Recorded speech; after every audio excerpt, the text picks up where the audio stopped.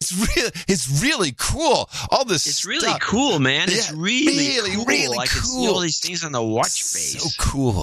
Adam Curry, John C. Dvorak. It's Thursday, September 20th, 2018. This is your award-winning Gimbo Nation Media Assassination episode 1070. This is No Agenda.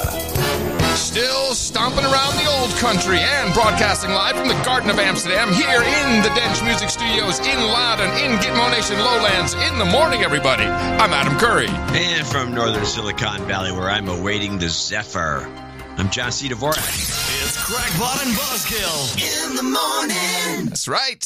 It's Thursday. Zephyr show. If it's Thursday, it's No Agenda. Now twice a week on Thursdays. So you're still in the EU. Yes, I am. In the Netherlands, to be exact. In some town I've never heard of. Yeah, you have. I've broadcast from this studio before. Loudon, Laren. It's just south of Amsterdam. It's where all the rich soccer players live with their wives. Ah. So you have a lot in common. Harsh. So unnecessary. So, no, wait, let me get it straight. How did you get there? Did you jump in the Hadron Collider and poof, showed up in this place? No. Just boom. Actually, our trip changed somewhat. Oh, no. Oh, hold on. It's actually not. It's not funny. One of Tina's sisters is quite ill. Tina has flown back to the Chicago area to be with her and with her family. So that's a shame. Yeah, so that kind of changed a lot of things. In fact, if you don't mind, I'd just like to do off the top an F cancer.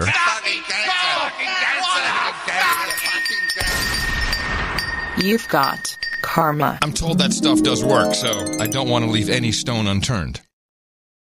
So that's, sadly it kind of changed everything. And so I'm here, and I go back on Saturday. So you never went to the Hadron Collider? No, didn't get to the Hadron Collider, no.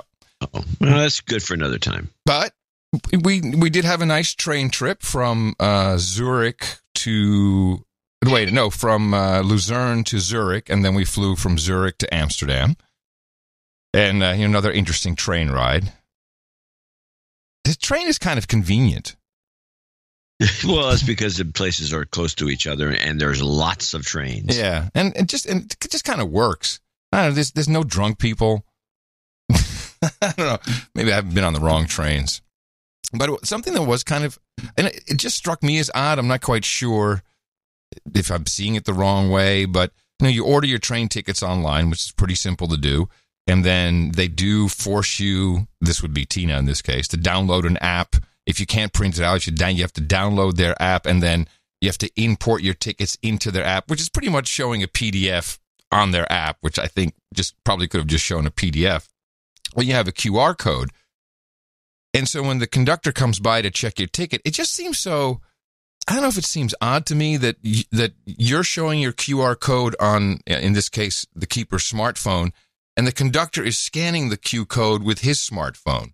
Just seems like, isn't that meant for, people who have no relationship together, whereas we already have a relationship because we purchase tickets and then we have the app and all that? Is it just me, or is it actually super modern? Well, you confused me with whatever you just said. Okay, so instead of scanning, like at the airport where you put your phone under a scanner, I don't do that, but you can do that. Now you have the conductor, he's scanning with his, I don't know, it's just like a weird air gap thing to me. I don't know, maybe I'm just seeing it the wrong way. Felt strange. Do you think that what would you propose as a alternative that would be more efficient and make more sense to you? Maybe we just get right on the train, just like a plane, like you scan it, you're done. Why is the conductor still there? What's the point of him to come by and scan the phone? I've always wondered that myself. I mean, it's old. I remember old school because you still had conductors come by and click your ticket. Because you come by, they click the tickets and they poke a hole in each one of them. Yeah, exactly. And it's kind of cool. And then they stick it in a little sticker thing at the top of the seat where people could steal. It's been a while since it worked that way. Yeah, but they can still do that in some Eastern European train systems. Yeah, and. Yeah, I know. They should have just a little kiosk right at the door, and maybe only have like 8 doors you can go in, or 6, or 5, or 2, whatever, or every door. What difference does it make? Well, it's each one of those things costs money. Oh, okay. It's probably government run, and there's probably a union for the conductors, and I'm sure they like their job. The guy was very friendly. Nothing wrong with that. Huh. Nothing wrong with that. Maybe it's just a way to check. Could be. I learned a couple other things. Oh, I got a lot of feedback on the bikers that we were seeing, kind of these middle-aged guys, a little overweight, and with all the garb on. You know, clearly they had their bikes flown in, or they rented them locally, and they're all running around. This is a big bone of contention with people in Italy and Switzerland. They really don't like them, and they have a name for them: mammals. Which is mammals? Yeah, why do they call them mammals? What is that a reference to? It's an acronym, MAMILS, an acronym for middle-aged men in lycra. Wow, mammals. That's a good one. Yes, mammals. Something else I've noticed. This was very unique to Switzerland. Hotels, stores, anywhere you go, the doors all open inward, which I think is at this point a building code violation in the United States. Oh, very few states allow it. If you have that in California, they'll give you a big ticket and you make you fix it pretty quickly. They'll shut you down. It's really, of course, you know, for Americans walking around, you want to walk in somewhere, you pull the door, you know, you almost rip your arm out of the socket. Oh, it's push. But do Europeans, have they never had people die inside a venue where the crowd tried to get out and the door was inward and not push outward? I guess. I mean, it makes no sense. I don't know why you'd have. What's the rationale for having it open inward, except for maybe if you open it outward, somebody walks into it? I mean, that's the only. Yeah, but it's for safety reasons is the way you do. Reason you do it. I don't understand it. Yeah, but yeah, I've noticed this myself, by the way. And I only kind of noticed it in Switzerland. I don't know if it's in other European countries. I don't think I've noticed it that much in the Netherlands. There's a lot of revolving doors. I noticed it in London when I was in London last year. Okay, so we get to the Netherlands. The only thing the Netherlands can talk about right now in all the newspapers everywhere is Glennis Grace, who didn't win the America's Got Talent. I know you don't watch, so I'll fill you in. There's a Dutch singer, Glennis Grace is her name. I know her quite well. In fact, I think she sang at one of our parties, 100 years ago. She's a very good singer, and I think maybe she won she's quite well known. She has a career in Holland. She from? She's from the Netherlands. She's from Holland. Well, then what's it got to do with America's Got Talent? I know, but that's why it's so interesting. So she's over there. I guess she has temporary residence, and she got on the show, and she got all the way to the finals, and everyone here was like, "Oh, it's the Dutch girl making it to America's Got Talent."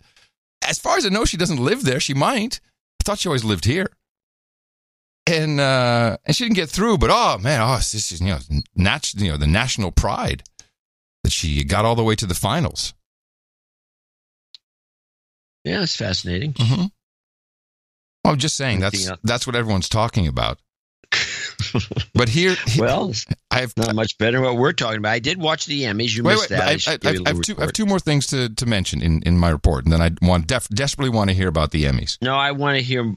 I want this European report to continue throughout the show, but you can load up if you want. I'll just give you the one on Amsterdam. I have not been to Amsterdam really in the city, and we went last night for some dinner for, I don't know, maybe a little under a year. I got to tell you, there are too many bicycles in Amsterdam. It has now, and I'm not talking about people riding bikes. That's bad as is. There's so many bikes. They are parked everywhere. You can't walk on sidewalks. You can't cross, a little island where you would, have, if you're crossing a 2-lane road or something, you can, bikes everywhere. They've just been pumping bikes into the Dutch economy, and they haven't, gotten rid of any. It's insane. I've never seen it like this. Everyone's talking about it. And there's also dockless and dock bikes. It's crazy. They've overinflated bicycles in Amsterdam. That's ridiculous. I mean, it's this like is China. Supposed to be the country that has adapted to the bicycle culture. Now, what you're telling me is that it's not working. Now, here's what happened. I remember when there was this big push. I'm sure we talked about it on the show. We want to make the city much more for pedestrians and bikes, and we want to kind of push the cars out. So they flooded all the bicycle infrastructure, more bikes. Didn't really do much to stop the flow of cars because, you still need deliveries. Trucks need to get through. Business has to be done. So now no one can move. You got bikes to the left of you, bikes to the right of you, bikes on the sidewalk, bikes on the bridge, bikes. And then the tourists who somehow think that I can bike like the Dutch, but it's just kamikaze pilots. It's ruined. The city is ruined. And I blame it on the policy of, more bikes. It was too much. It's gone crazy. Take some pictures. I have some. Definitely. It's just insane. I want to see pictures. Yeah, I'll send them to you. We'll have them for the next newsletter. I'll be back for the next Thursday show on Sunday. So the next Thursday. I got you, didn't I? Yeah, I got you. So you'll be back on Sunday? Yes, I will. So will you fly back tonight, tomorrow? No, Saturday, because tomorrow I'm going to go see Christina, who I haven't seen yet because everything kind of got pushed back at some other... I thought she's in Rotterdam. She's in Rotterdam. Yeah, I'll have Taxi Eric drive me or something. Oh, I thought you were going to take a bike. I'm still here trying to, to exit this damn podcast. I'm trying to find an exit strategy. Just get on a bicycle. That's your exit strategy. Okay, sure. Are they just laying around? Anyone can pick one up? No. Well, I mean, bikes get stolen all the time, but no, people lock them. But you can't even lock them to anything. To lock it to a bridge or a light post or a gate. No, I mean, it's a luxury because all those spots are just filled with bikes. I've never seen it this way, ever. And I've been in Amsterdam since I was, 7. Yeah, yes, I'll take pictures. Oh, man. Take pictures. Yes. There goes a 9-car Zephyr. Yeah. Thank goodness. Late. I think. Yes, 7 minutes late. Huh? 7 minutes late. 6 minutes late. Yeah. You should complain. Why? I'm not on it. All right. So I watched the Emmys. Yes, I was fortunate enough to see the lame opening song and perhaps more insulting, lamer monologue.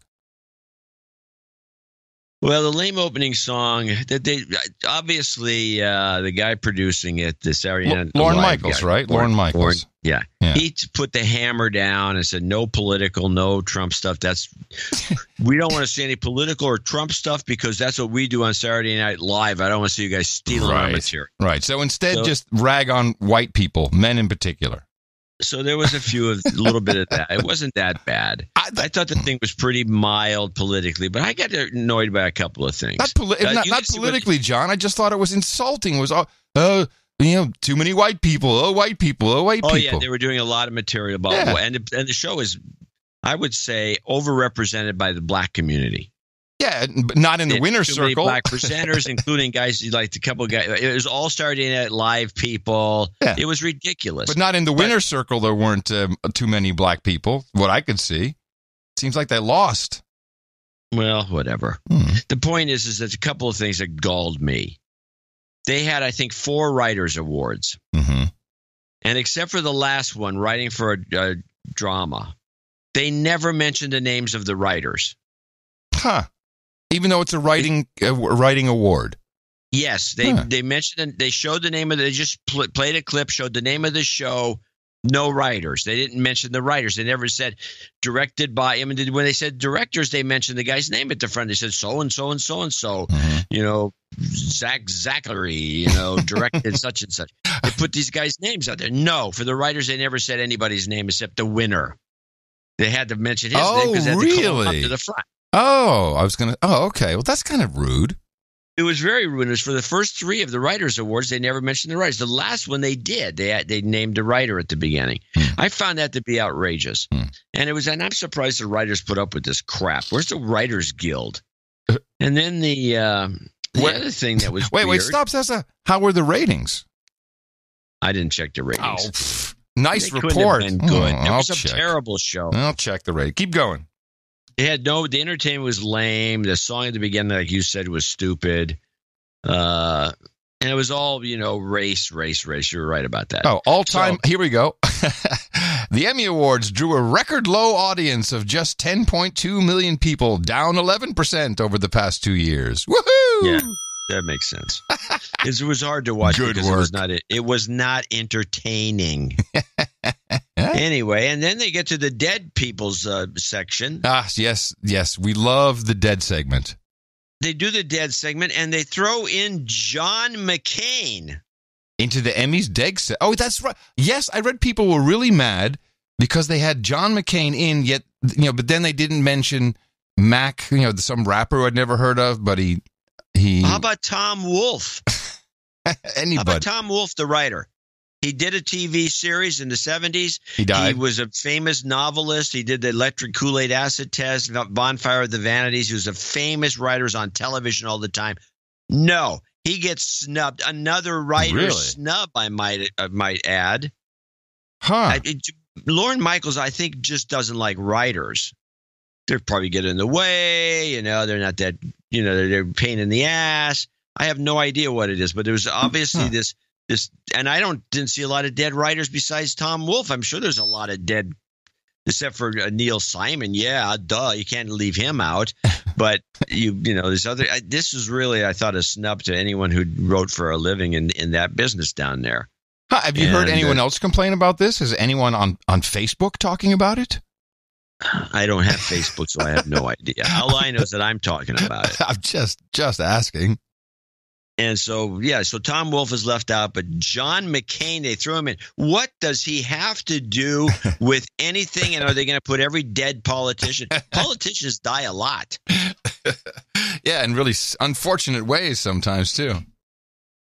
And so what's the point of this? And so I thought that was one of the messages. That was the political statement. That was Lorne's political statement. And then he also, when he had the nominations for best, comedy actor, they had apparently Baldwin got nominated for doing his Trump. Mm-hmm. Oh, of course. On Saturday Night Live. And so they had a big giant picture of him doing Trump with his lips out. And so that was, I think, something of a political statement. But the rest of it, they kept it on the QT. But that John McCain thing was like, what was that all about? Well, does he have an IMDb page? Let's take a look. I'm going to take a look and see. John McCain, IMDb. Let me see. Well, I'm sure Tom Wolfe does too, but he didn't get mentioned. And Tom Wolfe's more famous in the Hollywood circles than hold on. He's been a guest on Saturday Night Live multiple times.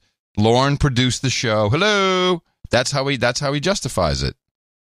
He has 2 writing credits for Democracy and Faith of My Fathers. This is the low. I'm just saying. There's got to be a million people that rank to that level should have been on the death list. It's ridiculous. John, when you go, I'm getting you on in the dead segment. Yeah, do it. Podcaster, say on the bottom.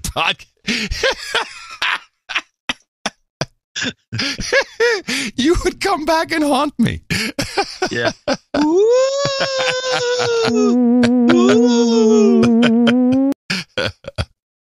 Nice. All right. So that was it. That was. I didn't have much to report. That's the I review. thought the set was very boring. Mm-hmm. Where was it? Was it L.A.?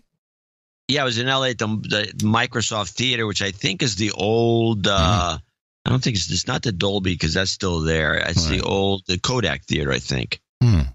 I think. I don't know. But it's it's one of the older theaters. And Microsoft bought the rights, and so it's the Microsoft Theater. Microsoft never got mentioned throughout the show. I mean, it wasn't even right. It's just an old naming right they have. Naming rights. So it was just lame. It was a really terrible. They should not hire that guy to do the thing. And then another political statement I thought was giving. There's no reason for the Emmy for the best special of last year went to the Oscars. Oh man, how incestuous is that? Well, besides being incestuous, that was a nod to De Niro. Oh, for his F Trump comment. His F Trump. Oh, so that made what? Did they show that as the best segment of the show? No, they didn't show that as they weren't going to do that. This was all subtle nods. Well, I mean, that's your interpretation. I'm just adding 2 and 2. Why would they get the award? This show sucked. it had low ratings too. And also they had, again, they had the McCain thing and then a picture of what's his name doing Trump. I mean, come on. And then I saw the guy proposed on stage. Oh, actually, that was kind of sweet. Okay, I didn't see it. So the guy was kind of lame, but it was kind of sweet because it was at least it was something different. Yeah. The guy says, my girlfriend's sitting here in the audience, and I have to tell you this, I hate calling you my girlfriend. I'd rather call you my wife. Aww. That was and then the guy. Yeah. Yeah. And then the guy kind of botched it though, because I could have clipped that. Yeah. She gets all excited in the audience. I mean, it's pretty funny. Uh-huh. And then so she comes running up the stage and then as she's running up, he says at least 3 times, I haven't asked you yet. I haven't asked you yet. I haven't asked you yet. What a douche. What a dummy. Because he goes up, once she gets up there, he does go on his knee, give her a ring, and asks her. Uh-huh. But what's he yelling at her for when she's coming up on the stage? You can see where that relationship's going. I can guarantee you what's next. Because divorce. No. Well, there's that. No, we're going to see this another time in the near future on an award show, but it will be a gay proposal.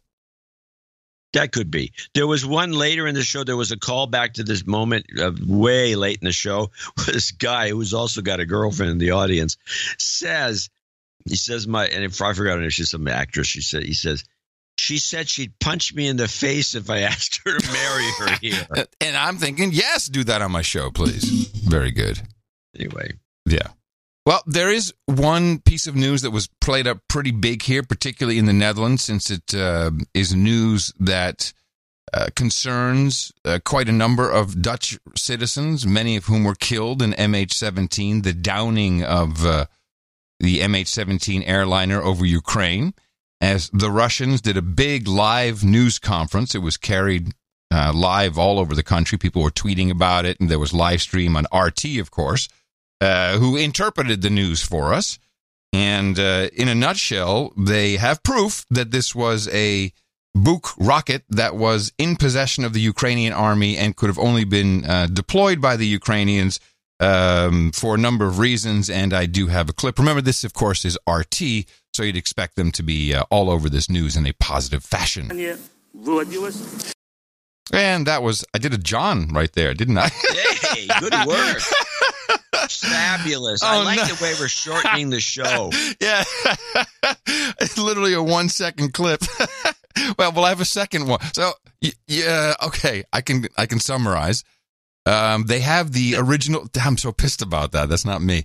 They have the original quote. Peg, you're it. Yes. The original passport, each weapon has, or each shell or rocket has a passport. It shows where it was made. It was not made in 1984, as was earlier presumed, but in 1986. And this could have only been in Ukraine for all of these reasons. And all the journalists were there. They could examine the evidence. It wasn't like a PDF, of an Obama birth certificate, but it was the real booklet for whatever that's worth. But they did have this other interesting piece of evidence, which was a phone call of some, remember they had, as proof that the Russians did it, they had some drunk Russian, lieutenant yapping away I'm going to shoot we shot down a plane.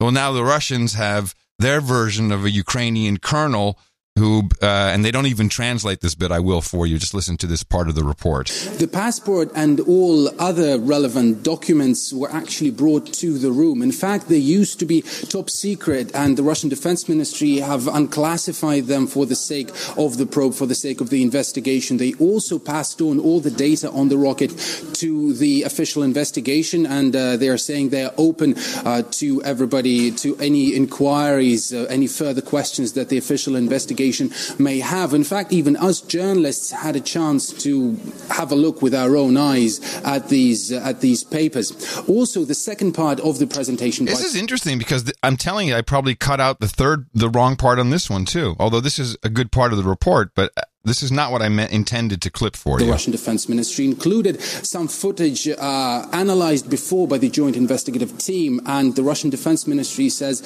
basically they've shown their examples of how they believe that footage was tampered with. And the third part was also a very interesting one, and they purported to play to us an audio recording, which the Russian Defense Ministry says is a conversation between a Ukrainian colonel with another officer, and a lot of F-bombs dropped in that recording, unedited by the Russian Defense Ministry for the very purpose of showing that they themselves did not tamper with the recording.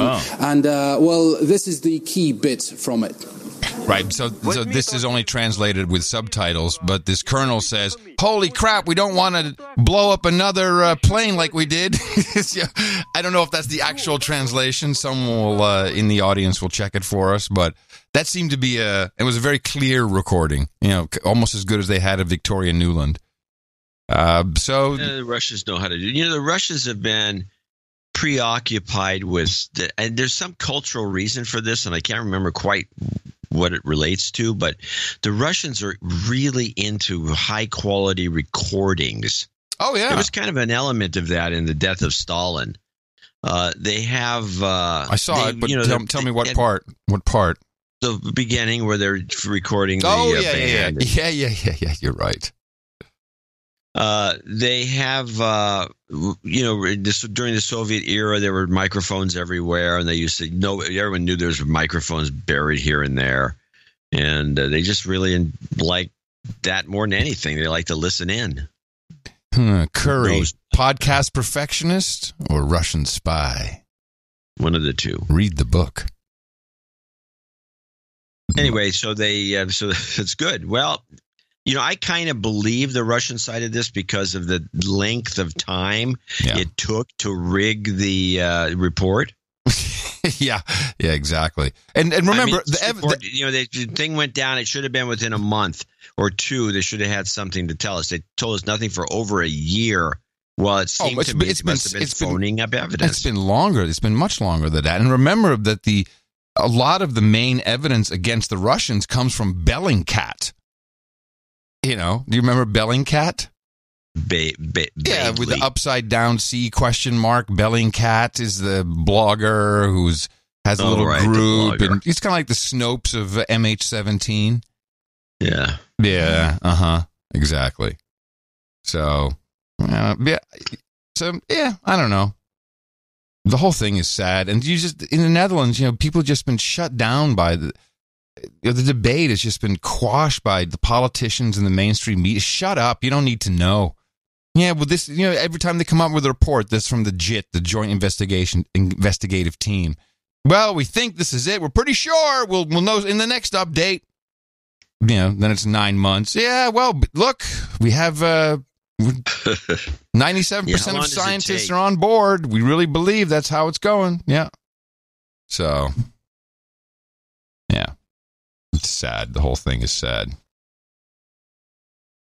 What else did I have? I got a lot of BBC World Service stuff, actually. And BBC World Service. Yeah. And, let me see. These are clipped properly. We had a couple of things happen at once. We had the, what's this? Hold on, let me check. For how much? Oh, that's good. It looks like some of my clips got screwed, John. This is, I don't know what's happening here. This is not good. Well, luckily I have two of the three. It's the tariffs. Trump increased the tariffs on the Chinese. Yeah. It was pretty big news over here. Did anyone talk about it in the U.S.? Well, they tried to talk about it a little bit, but it seems that the Kavanaugh stuff was getting more traction. Because now, apparently, if you listen, Paul Krugman wrote an editorial in the New York Times, the famous Paul Krugman, calling Kavanaugh obviously smarmy. They're really going after this Kavanaugh guy. I'm going to have to give you the kudos on this because I was... Well, actually, I have some clips of Trump that I think really prove the theory. Back off. Yep. I want to make sure that people know what I'm talking about. You had the theory that this guy was a straw man. He was going to be thrown to the wolves. Yes. And he was going to be chewed up, gobbled up, and spattered all over the place. And that would lead into giving a leverage to the Republicans to moan and groan about this, because he's probably not guilty of anything. Right. And he's probably a pretty good pick, except for some elements that you saw that you didn't like. Yes. Which I agree with. Well, and remember, it was the report we had is that Trump's sister, who's a judge, had said, no, this is the person you want. And I forget, it was the other person. Not the Kavanaugh, but the second pick, and now I can't remember for a second. There's two other ones, including a woman. I think he's going to throw the woman in there next. Might, but the way we interpreted it at the time was Kavanaugh is not meant to become the next Supreme Court justice. He's not meant to be confirmed. And yes, and it also balances the budget. Okay, we screwed you on Gorsuch. Right. Now you screwed us on Kavanaugh. We're even. Yes, and I think I have 3 clips here of Trump, one of those I'm getting on the helicopter to go to North Carolina, stand up, press gaggles, and I think the way he speaks and the answers he's giving, and what he's giving Kavanaugh all kinds of. Well, have a listen here. Well, I would let the senators take their course. Let the senators do it. They're doing a very good job. They've given tremendous amounts of time. They've already postponed a major hearing. And really, they're hurting somebody's life very badly. There's a lot of this hurting his life, his family, a lot of this like, hey, man, if you want to bow out of this is a good time to do it. And it's very unfair, I think, as you know, Justice Kavanaugh has been treated. Yeah? He's painting the Democrats as a bunch of a-holes. Oh, wait. Oh, no, it gets better. It gets better. It's very, very tough. And his family, I think it's a very unfair thing, what's going on. So we'll see. But I do think this. They've given it a lot of time. They will continue to give it a lot of time.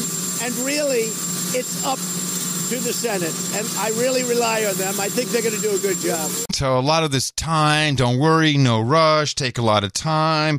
And then there's still more, it's hard for his family. It's really tough. I mean, just think of, and it's true. I mean, going, these guys being pulled through the ringer here. I think he's an extraordinary man. I think he's a man of great intellect, as I've been telling you. And he has an unblemished record. This is a very tough thing for him and his family.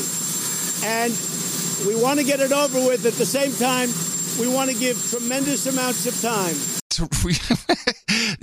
He's trying to communicate something here. If she shows up, that would be wonderful. Oh. If she doesn't show up, that would be unfortunate. That would be not so. Well, let's really go in and let's just go for the kill and blame the Democrats for this horrible situation we're in. Look, if she shows up and makes a credible showing, that'll be very interesting, and we'll have to make a decision. But I can only say this. He is such an outstanding man. Very hard for me to imagine that anything happens. Well, I'd have to see what she has to say. I've given her a lot of time. The Senate has given her a lot of time. A lot of time being given. We continue to give her a lot of time. We've held up the whole hearing. What I don't like is that Senator Feinstein had this letter for a period of like 3 months from July. Maybe even before that, but from July. Why didn't Senator Feinstein bring this up at her meeting with Judge Kavanaugh? Why didn't the Democrats? They knew about the letter because she was showing it to Democrats. Why did they wait till everything was finished and then bring it up? That doesn't look good. No, that doesn't look good. Yeah, that's a good question. Yeah, I'm now totally on board with the thesis that this poor bastard is just getting. It sounds to me like thrown to the wolves. Yeah, but it's who actually leaked her identity or this letter? Who leaked that? Feinstein, as he says. Feinstein didn't leak it. I'm sure it was someone on Trump's side who leaked it. Get it out there. Here's what Feinstein said. I have no say. I'm the lead Democrat, so this is all up to the Republican side. I can't say everything's truthful. I don't know. Okay. So here, let's hear another guy. The guy second to Feinstein is Blumenthal. This is Kavanaugh. This is Blumenthal on the PBS Showboating. And this is the classic move to stall and he knows that this is bullcrap, but he's doing it anyway, which is really shameful. But this is Richard Blumenthal. He has played a unique role in choosing and vetting judicial nominees. He was the one who recommended Rob Porter to his position as staff secretary, despite many people knowing about he's a wife beater. Violence. Wife beater. When he knew about these allegations and what he did to investigate them. Second, we want to know when the letter signed by 65 of Judge Kavanaugh's former schoolmates was first started. It appeared, as you'll recall, the day after the letter surfaced publicly. There must have been some preparation for it. That would be common sense. And the answers to those questions from Don McGahn will be extremely revealing. Let me just say finally that I hope we've learned something from the Anita Hill proceeding of 27 years ago. Gee. That a full investigation is necessary, that corroborating witnesses are essential, but most important, that survivors deserve basic respect, which right now the Republican leadership is failing to give. Oh, man. This whole thing, Survivor. This thing is so sick because it's really, this is the loop of social media and things popping up and people, finding that Kavanaugh's mom was a judge in some foreclosure, and then and it just feeds back into the media machine, and people are becoming violently ill. No, I'm not kidding. I'm not kidding. Listen to this is Senator Mazie Hirono. I don't know where she's from. The worst. The woman is violently ill. Of course it helps that there are women on that committee, but you know what? I expect the men in this country and the men in this committee, and many of them, believe me, because we all signed on to this letter to demand an FBI investigation, but really, guess who's perpetuating all of these kinds of actions? It's the men in this country, and I just want to say to the men in this country, just shut up and step up. This is an illness. When a senator speaks this way, and I know it's an illness because if you saw this clip, this is where it ends. But right after this, I'll actually roll it back just a tad here. You'll hear she catches herself like, what the hell did I just say? In this country, and I just want to say to the men of this country, just shut up and step up. Do the right thing for a change. Okay, you can see I'm a little upset by this, the unfairness of it, but you have a second question? She's completely off her rocker. You can see I'm a little upset by this, but she realizes it, but she's ill. This is not normal. It's not normal behavior. Yeah, did you hear Barbara Boxer? Our friend, Barbara Boxer, the masher?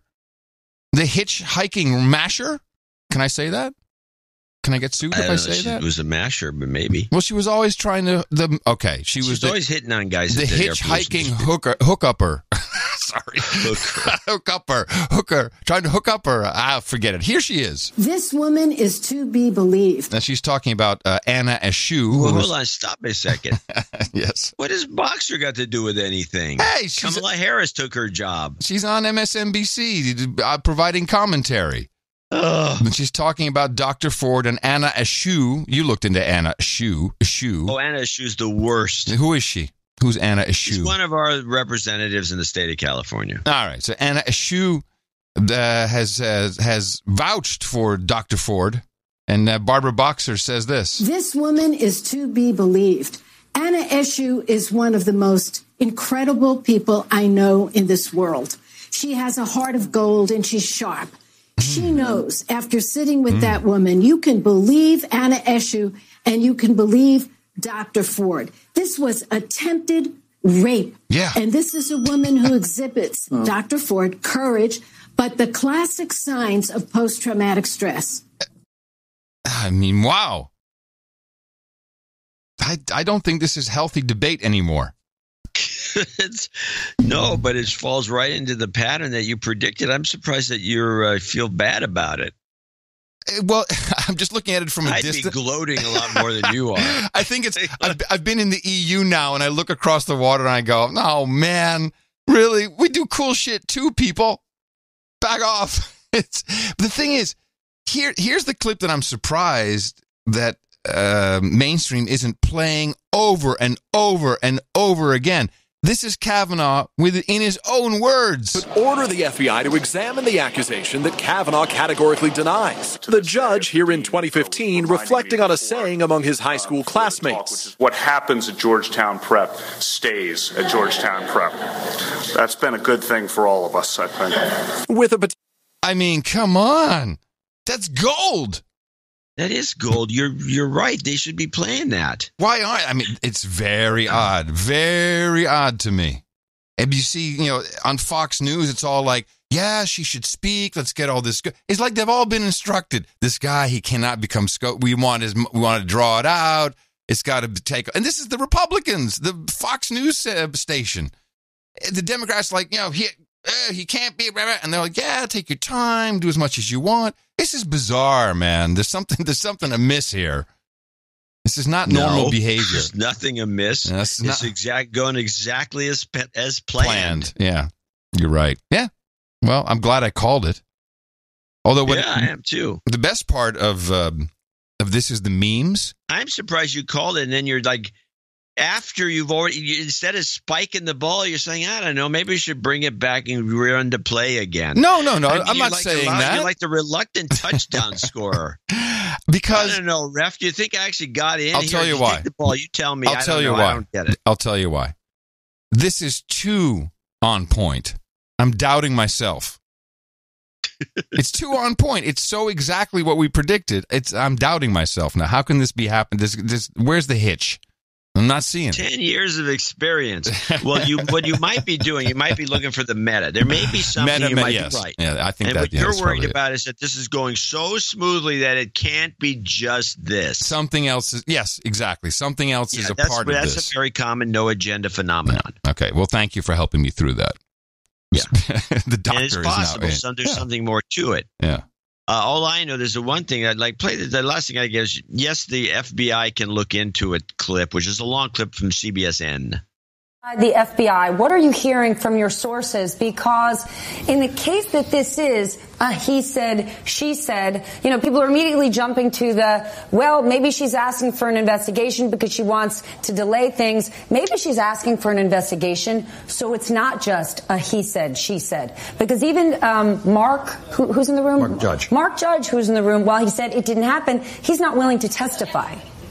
Yeah, Stephanie, my sources are frankly presenting another view than the one you just heard from Bill Gavin, which is that the FBI absolutely could investigate this, not as a criminal matter, but as part of their role background checking federal nominees. But they could only do that if the White House asked them to look into this allegation. And if the White House did ask them to do that, they would be perfectly capable of shedding some light on this. In fact, they have people who do nothing but interview sex crime victims. They have trained interrogators. And as you said, there are witnesses in this case, Mark Judge, and there's another woman who's on Twitter saying she was a classmate of Dr. Ford and that this incident was discussed. Now, I asked The Hill, and they said they don't know whether that's true or not. That's the kind of thing that the FBI could investigate. They could find people who knew these folks who were classmates. They could try to triangulate. Did this party occur? Did people talk about this? Even though, it obviously was many, many years ago, but the FBI is fully capable of at least shedding some light on this. I'm going to triangulate that, Bora. Triangulation. Well, you know what? The White House has to. The FBI supposedly. This is what I.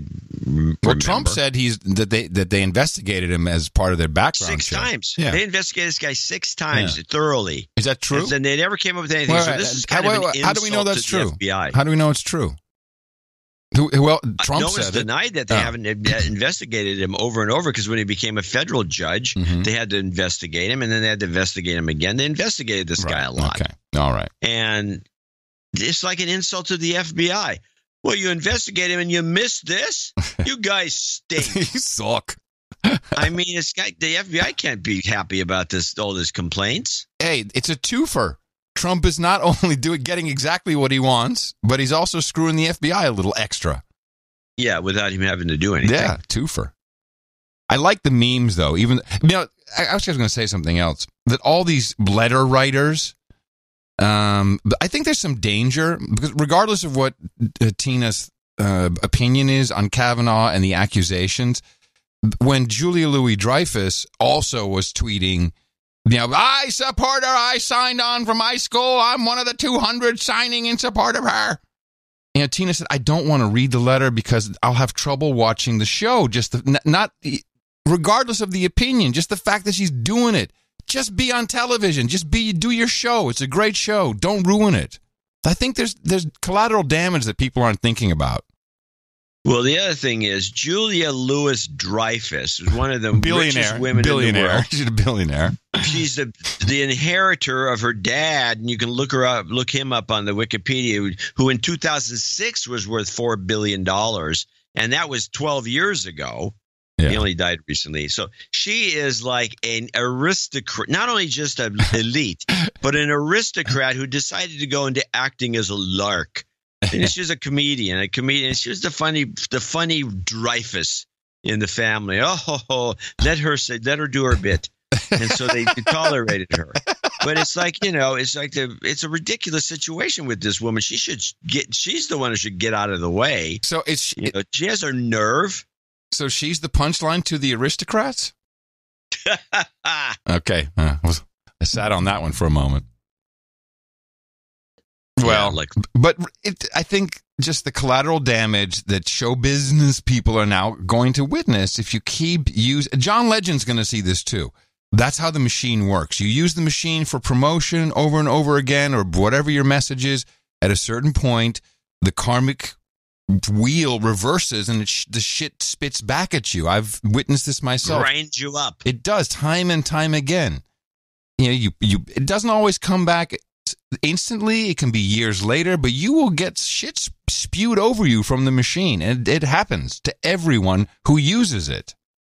Thank goodness we just have a little podcast. We're podcasters. We are podcasters. So I like the memes, though, even though it's a sad topic in general. The ridiculousness of the accusation. Like, I don't really want to say who I am. I don't remember exactly where it was. Don't exactly know who else was there. I kind of remembered what happened. So now people, and it was when I was very young, people are doing memes all over the place, such as this one. So, this is hard. So Maxine Waters, about about 25 years ago, when I was 2, somebody had took me to a Maxine Waters rally, or to her, I don't know I forgot where we were at. I don't remember why I was even near Maxine Waters at that age, but she had kissed me on the cheek, and she goo goo gaga and doing all that, and I was only 2. I didn't give her permission to kiss me on the cheek, and and she was grabbing on my cheek, saying coochie coochie boochie boochie and all that, and she shouldn't be in office. Like, now, this is like an emotional YouTube face. This is great. Wait for the punchline. Here it comes. They need to launch a federal investigation because, I didn't give her permission to put her lips on me, and her breath was funky. Her breath was funky. That's such a visual joke. Yeah, I think that's kind of funny. But and that's pretty much what's going on. But this re-sparks the hashtag Me Too. We have all kinds of Me Too stuff in the news again. In fact, I should probably hit the jingle. And now it's time for your sexual harassment update. I think you have a clip, and I'll probably follow it up with my clip on Cody Wilson. I think you had a clip. Did I see you had one? What clip do I have? What does it say? The sexual assault against plastic gun guy. Oh, yeah. The Cody Wilson guy got a sexual assault. It's very sketchy. But it starts off, it starts off talking about how he's in Taiwan, and they make it, the way they play, this CBSN, the way they play it is though it's suspicious. Yes, he's in Taiwan. Even though he says he goes there for business, but looks like he might be trying to escape. The guy makes stuff that runs on 3D printers. Taiwan is one of the places you'd go to talk to the manufacturers, who maybe so you can get in on what they're up to in the next generation. And you say, that's good to know that you guys are doing. This is what you do. You go to Taiwan or China to talk to the guys about their next generation products. Police say they do not know why Wilson went to Taiwan, but that he travels there frequently for business. Wilson is the owner of a company that sells blueprints for untraceable 3D printed guns online. A judge ordered him to stop selling the plans, but he's since found a loophole. If convicted of sexual assault, Wilson could face up to 20 years in prison. Hold on, let me play my clip. That's a little different. Hold on. The man who tried to sell blueprints for making untraceable plastic guns is now accused of sexually assaulting an underage girl. By the way, this is completely not the truth. This is not the story, but Shep Smith is just how the story goes. The truth gets twisted around. Cops say Cody Wilson met the girl on a dating website called Sugar Daddy Meat and paid her $500 after he had sex in a hotel room in Austin, Texas. Investigators say they have surveillance video of them getting off an elevator together at that. I'm shocked I'm not aware of Sugar Daddy Meat in Austin, Texas. I'm shocked, I tell you. Hotel. Yeah, I would be if I were you. The alleged victim told police Wilson bragged that he was a big deal. We're still waiting to hear from Wilson and his attorney. It smells like a setup and a honey trap to me. They find out the guys, because, you've seen these sites, sugardaddy.com, and and these sugar daddies support these women with rent or whatever it is. And then, if you believe the testimonials and the articles written about it, a lot of these guys don't even want sex. They just want to have two girls hanging around, whatever their deal is. Maybe this guy was into that, and then they set him up. Well, he seems to be set up for sure. And then this nonsense about him being Taiwan as though he's on the run. He's on the lam. Yeah. And he's and it's 17 is, I believe, the age of consent in Texas, isn't it? You're asking me? I don't know. I can look it up. Look it up. As far as I know, 17 has always been the age of consent in Texas. So if she's 17. What difference does it make? Well, they say it was a minor and that they were they were tracking him. Yes, under 17. You're right. So we have that little anomaly. That's interesting. Yeah, that's a good catch. I didn't realize that. Well, so it's just to make the guy look like a douche. There's some fed working in the bureaucrat in the just dark state or whatever you want to call it. Some fed hate you deep. He hates this guy because he got screwed over because Cody got out from his little printing business by finding a loophole, which means the law was written in such a way that gave him that opportunity. It's not a loophole. It's not like he discovered something. It was there. And then this guy got irked, and so they set him up. It's a setup. I heard him on and then they got it wrong because she's 17 in a state where it's legal. I heard him on a podcast. I should have clipped it, where he said, they're setting me. They said, I'm targeted. Something's going to happen. You watch. It's going to happen. So, but I didn't have time to verify when it was when that was recorded and everything, so I didn't clip it. But he knew it was coming. And then we had another one. Something that was not so much. Well, we'll do that in a second. Let's get to the true hashtag Me Too from Mark Cuban. Okay, set your clip up and we'll see if I need to play mine or not. Okay, this is kind of just a rundown on the changes in the Mavericks organization, and somehow Cuban is like, they got nothing to do with it. I'm going to change some managers because there's one guy, total douchebag, who was running the place. Yeah. You don't have guys like, it's always from the top down. I don't care what anybody thinks. If you got about 10 guys working for you, they're all horrible douchebags. You're a douchebag. You hired him. You're a douche. Now, you're the worst. And so they don't mention the fact that then he was shook down for $10 million by some organization. That's what got me laughing to myself. Independent investigation into the Dallas Mavericks turned up disturbing details about the business side of the NBA franchise. There was pervasive sexual harassment and other serious workplace misconduct, and by that I mean threats, intimidation, and 2 instances where an employee engaged in domestic violence. Sports Illustrated first detailed the allegations 7 months ago, which prompted owner Mark Cuban to hire a new CEO, Cynthia Marshall, and order an investigation. The report turned up substantiated allegations against 3 male administrative employees, including claims from 15 women alleging a pattern of misconduct from former team president Turdima Ussery throughout his tenure. There were 2 women who came forward to report that he had engaged in forcible kissing, that he had kissed them on the lips. There were times that employees said that he repeatedly touched them on their thighs, often under the table where no one could see. Investigators say Ussery denied most of the claims, and there were no complaints in his file. Not a single witness said that they had told Cuban anything. Investigators recommended the Mavericks hire more women and improve formal reporting practices. We have a speak-up culture now. Speak up culture. Yeah, so I don't think the shakedown was he's giving, Cuban is giving $10 million to organizations that promote awareness and something. I think some specific organization. Oh, I only saw it was organizations. Felt fuzzy to me. Felt real fuzzy. Like, that's not a fine. That's not a fine of any sort. No, it's not a fine. It's nothing. No, and nobody told Cuban about these guys because they knew that if they told Cuban, they get fired. You want to hear Cuban on the topic himself, like all emotional? Oh, yeah. Which I think this, I believe, as I believe how karma goes around. Now, I understand Cuban. I think at a certain point, maybe when I had a lot of cash and, you know, things were going my way and things I'd predicted came true and I had money.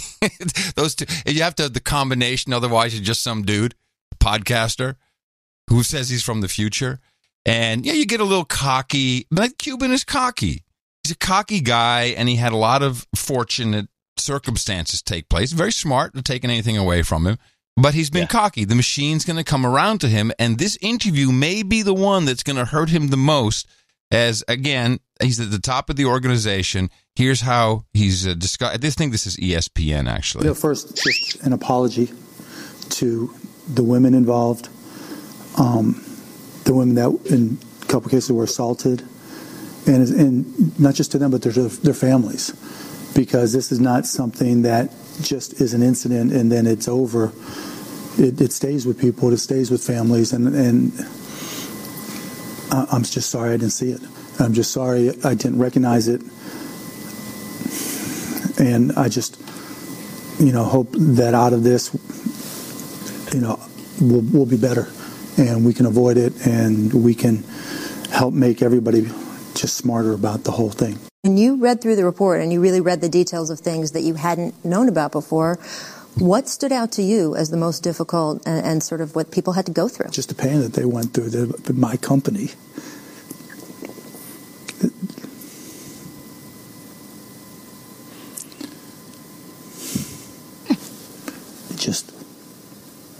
It was the same way I felt when I stood in front of Mavs employees for the first time after this came out.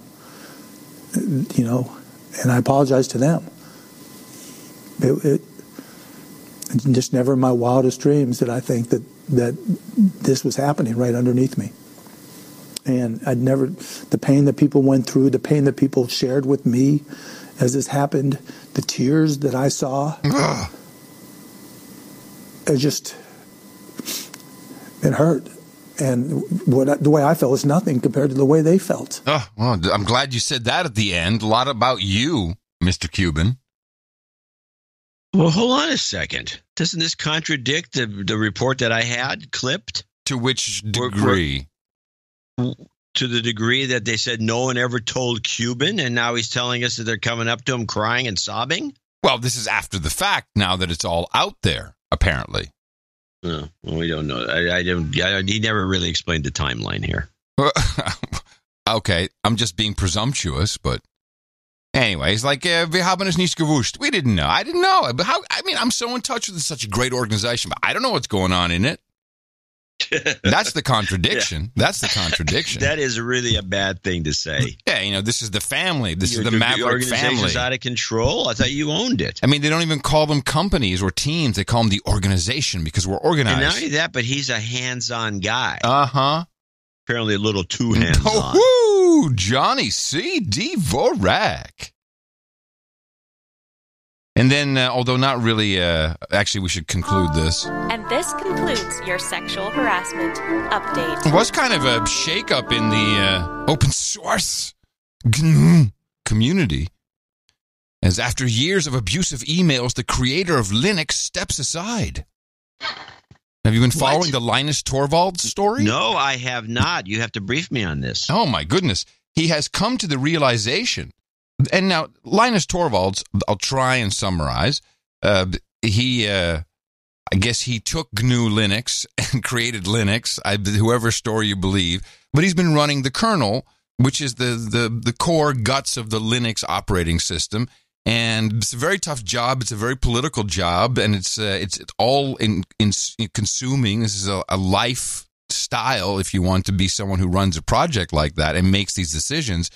And because it's a committee of one, it's him, as far as I know, all this just lists and conversations. You can only imagine if you've ever seen anything online. It gets crazy. And he would say, shut up and, fuck off and all these kinds of things to people sometimes on these lists. And now all of a sudden he's come to Jesus, maybe literally, I don't know. And he says that, I've now realized that I've been very abusive towards people and I need to step back and get some help and learn how to be less confrontational. So it's like they activated the chip or something, or I don't know, just all of a sudden something happened in his life, or he came to this realization that he's been abusive. And I'm not quite sure. No one's really sure where this is coming from, other than that's en vogue. Linus Torvalds? Yeah. Wow. Pulling back. Now, I don't know exactly what that means. Maybe he's just fed up.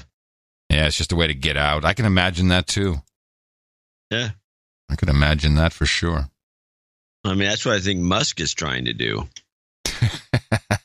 Yes. There's more and more I watch Musk. I keep thinking this guy is trying to get out of what he sees as an eventual sinking ship that's just not going to turn the corner. He's got good people. He knows how to hire people. Mm-hmm. He's got to have a bookkeeper who says, look, this is not going to happen. Yeah. We're not going to be able to do this. We're not going to be able to do that. All these promises you've made aren't going to – it may be in some distant future, but we're burning through cash. There's no way. And once the government and you got Trump in office, he might get reelected. He's not going to let these government subsidies continue. Mm-hmm. Oh, no, of course not. Of course not. So it's like the writing's on the wall. Yeah. Yeah, it's probably a better way for the company to go, but they don't have a successor. They need someone, an obvious next in line who has some visibility if he wants to pull that. I mean, even he should understand that. Here's what we're going to look for. All right. Well, we're going to start seeing a name crop up. Yep. Keep an eye out for it. Protege of Musk or somebody who's important to the company or somebody. It's got to be. It's got to be a visionary, though, John. It's got to be someone with some kind of vision, or they just won't. They won't let him go. We'll see. With that, I'd like to not let you go and thank you for your courage and say in the morning to you, John C., where the C stands for Cycles of Bikes, Dvorak. Well, in the morning to you, Mr. Adam Curry. Also, in the morning, all ships at sea, boots on the ground, feet in the air, subs in the water. Feet in the air, subs in the water, dames and nights out there. And in the morning to the troll room, noagendastream.com. Fabulous to have everybody there. It always feels just like I'm back home, no matter where I am. I see those trolls in the troll room and it makes me feel good. And a hearty in the morning to Conan Salada for the artwork for episode 1069, titled That Was German Spam.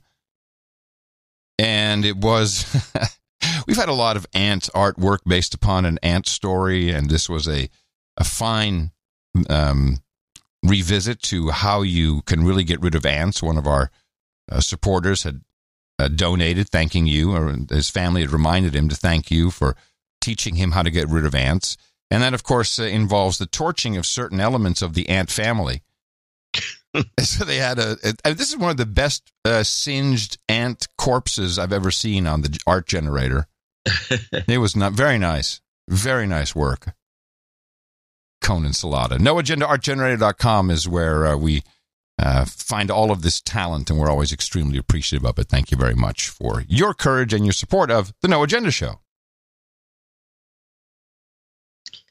We do have some people to thank, and we have the curious phenomenon of a bunch of executive producers and one lone associate. Oh, again, that was the same as the last Thursday's show. Yeah. So we have, right, on Sunday. So we have Sir Julian in Morgan Hill, California, is their number one guy. The $1,000 and $1,001. 1001. Whoa. Yeah, that was pretty good. What does he say? He says, checking in again to hit that Earl level. He's going for Earl. Oh, cool. I'd like to encourage all listeners and producers to get on a budget, pay cash for everything, and work towards having a FICO score of 0. Yeah. The borrower is slave to the lender. That's right. All the money you're sending Visa, MasterCard, you could be building wealth and supporting the things in life that really matter, like sanity. NJNK, Sir Julian, soon to be Earl of the South Bay, and autonomous cars. Nice. Thank you. Wise words as well, Sir Julian. Thank you very much for your courage. And then by coincidence, Sir Onimus of Dog Patch showed up. He's back. Good to hear from him. He comes in once a month. He's Sir Onimus of Dog Patch in Lower Slobovia. Yes. With $900. Interesting. Your analysis, and he writes in. He's got a note. He writes. He's as anonymous as he can be. Mm-hmm. Your analysis and travel reports remain great, and the jingles end of show mixes artwork, insight, and intelligence from the many listeners, and of course the technology that runs the show. Oh, that's clearly nice. Makes this the greatest collection of producers in the universe. Wow. Thanks to all the in-kind producers for making this show such a great and informative experience twice a week. I can only help financially. I remain annoyed by the use of the term democracy rather than republic by the elected officials and reporters when speaking of the United States governance. Saying the U.S. is a democracy is like nails on a blackboard to me. Right on. Preach. I have lived in 7 of these sovereign states, and each is unique and proud of their independence in thought and governance, even the ones with governors in jail or teetering on bankruptcy. Yeah. I guess you lived in Illinois for a while. Right, I guess. And each of these sovereign states have hated Washington politics and its influence, except California, and also want their share of federal taxes paid by their citizens back. Citizens, read the Federalist Papers or move to another state. Answering a question from an earlier letter regarding my baby brother, Angelic Knight, no longer being tracked by the Secret Service because of his location. Okay. The word sharps are things like knife, which apparently was used, are things like knives, scissors, razors, screwdrivers, pens, and pencils. It's a regional term. But is your circle of friends and family that clean given the percentage of Americans that have such restrictions? Or do you hold on, John, hold on. Them? You said something. The troll room is yelling about, you said, it's Washington? You're supposed to say Washington? Washington. Yeah, I don't know why. Or do you never visit them? Yeah. Curious observation. So I don't know who he's talking to because I don't remember the note he's referring to. Yeah, I don't remember either. But I was going over this with the family. Oh, good. And we think this is some sort of code. Okay. So lay it down again. I want to see if I can understand it. Answering a question from an earlier letter regarding my baby brother, Angelic Knight, no longer being tracked by the Secret Service because of his location. Sharps are things like knives, scissors, razors, screwdrivers, pens, and pencils. It is a regional term, but is your circle of friends and family that clean given the percentage of Americans that have such restrictions? Or you just never visit them? Curious observation. We follow the rabbit at dawn. The wet swallows flies at night. I love him. Sir Onimus of Dog Patch. We don't know what he's talking about, but he does say NJNK, and we thank him for that. Yes, thank you for your support, and really for thanking everybody. That's how the Value Network works, and he recognizes that, and that's very encouraging. Thank you. Ken Anderson in Excelsior, Minnesota Nuts, requesting an F cancer and karma for a friend who just lost his amazing and caring mother, Mary Pat. Thank you for your courage.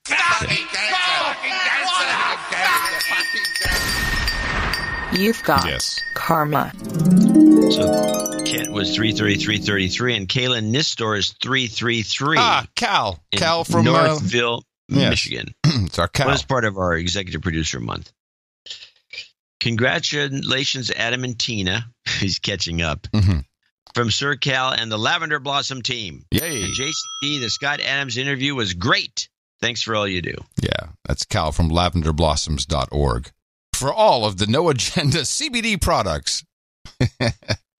Anonymous in Otis, Louisiana, 333.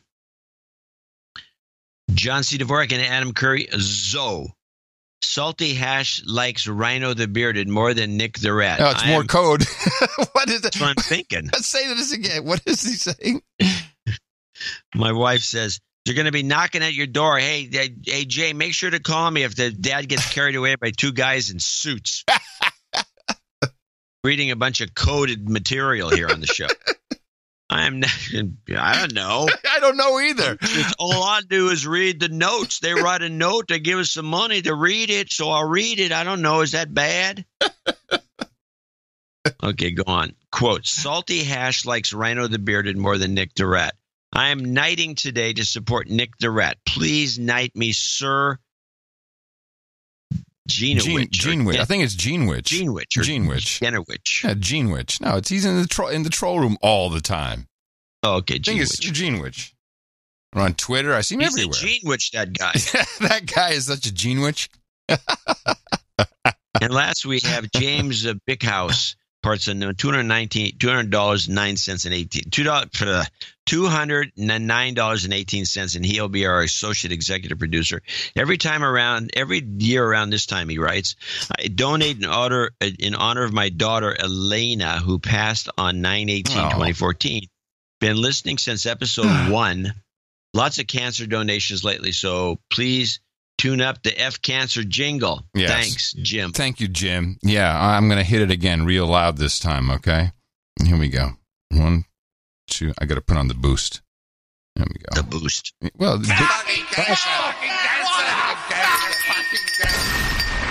You've got karma. There I am. Boosted it. So there's our executive and associate executive producers for show 1070. I want to thank each and every one of them for helping us keep the show going, and you do get credits for doing that. Yes, you certainly do get credits, and we really appreciate it because it just really solidifies the entire idea behind this crazy model that we thought up. Coming up on 11 years, John. Coming on 11.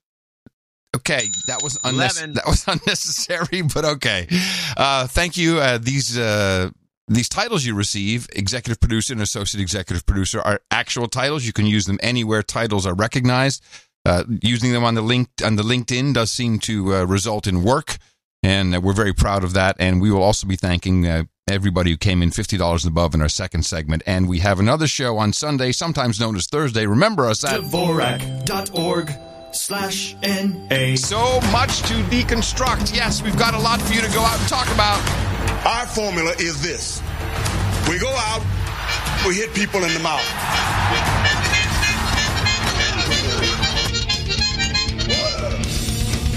Damn. Shut up, slave. Shut up, slave. Making a lot of noise there, son. Making a lot of noise. Let's see. I picked up a few more things. Now, did we even get to the? We didn't even get to the China tariffs. I didn't play those. No, from the BBC World. Okay, went back to discuss bikes. Right, BBC World. Okay, yeah, that's what was wrong. So I'm missing one of the 3 clips. Doesn't matter. We'll play these 2. So the BBC World Service talked about these tariffs, and as we already discussed, the Kavanaugh stuff kind of took over in the States, which was great because here was talked about a bit more, and it was shocking what's going on. Here is BBC World Service on the tariffs with a response from the Chinese. For how much longer can the world's two biggest economies engage in a damaging trade war before one of them runs up a white flag? China has fired the latest salvo, imposing tariffs or taxes on $60 billion worth of imports from the United States.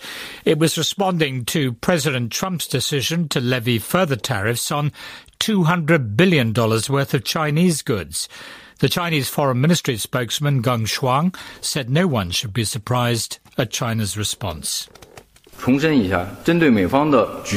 I want to reiterate that in response to the action taken by the United States, China has to take necessary countermeasures to defend its own legitimate rights and interests and to safeguard the global order of free trade. The US action has brought new uncertainties to the trade negotiations between the two sides. We've already expressed our position on China-US trade issues many times, and I think it has already been made clear to everyone.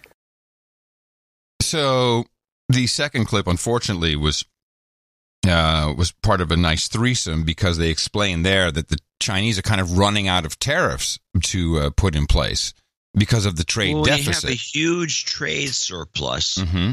Trump knows this, and I don't understand why people can't get it. Mm-hmm. Is that if you're the worst they can do to you is tax this much is 1/10 of what we can tax of their stuff.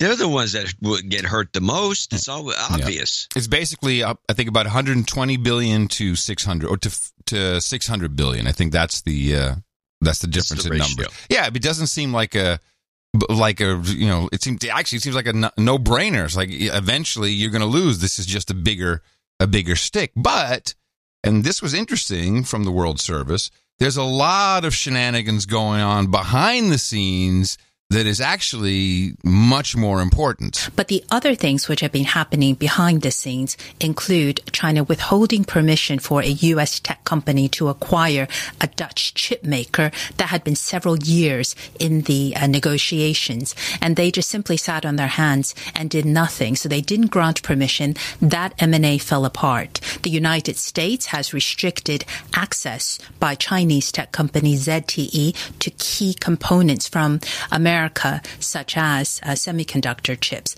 And that's caused China's second biggest telecoms equipment maker to virtually go under. So those restrictions on investment, what they could do in terms of how business operate across borders, are far more damaging than tariffs because those decisions can't really be reversed. President Trump could decide tomorrow he's changed his mind on tariffs and they could just be removed. But once a company changes its supply chain, stops the way that it produces overseas or the way it does deals, those decisions are much harder to reverse and actually have much bigger economic consequences. I thought the ZTE thing had been solved. It sounded from that report like there was still an issue. I have to look into it now. Yeah, because that was the whole. I mean, I know that our thesis is that Trump tried to save that deal to help. Because, right, I mean, collapsing. That's what we don't want. Right. Tariffs can change overnight. That's true. I mean, this is also, there's a lot of stuff going on with mindset these days, and you get into this, your own personal loop of, oh my gosh, but when you step back for a second, tariff is here tomorrow, poof, gone tomorrow. Here today, gone tomorrow. It's a very, very simple thing. What was that first report, though, about the Dutch chip company? What's that got to do with China? Oh, it was an acquisition. And these are big deals. There's an American acquisition of a Dutch chip company in China. I guess I don't know which one it is. Someone knows. What's China got to do with that? I just keep asking the question. Is this Dutch? They do a deal with the Dutch. I really don't. Hey, John, I really don't know. Who's the tech guy here? I'm the DJ, man. I'm just a podcaster. Yeah, that's a good thing to fall back on. Hey, just a few years ago, I was in the 4th grade, man. Right, baby. You know what I'm saying? Hold on. What is going on here? Something strange just happened with my. The EU can put the kibosh on a lot of these international deals. The kibosh, because they just say, the kibosh or the kibosh. Yeah, they just say no, you can't buy that company. They're actually They say, yeah, you can buy them, but then you can never do business in our country again. Right. Maybe there's something like that going on with China. That would be interesting because I think they could get away with that. The EU's been getting away with it forever. Well, you also have to take into consideration the stuff that Google is doing or wants to do. And, there's a lot of things could be playing out that we're really not privy to because, we have no news information sources to speak of. Yeah, there's no news people covering anything. I mean, yeah, it's not true. The Google thing's hilarious, though, because it's their internal strife, the do-gooders and social justice warriors that the company's hired over the years that won't let Google do what it wants to do business-wise. I think that's, to me, it's just hilarious. I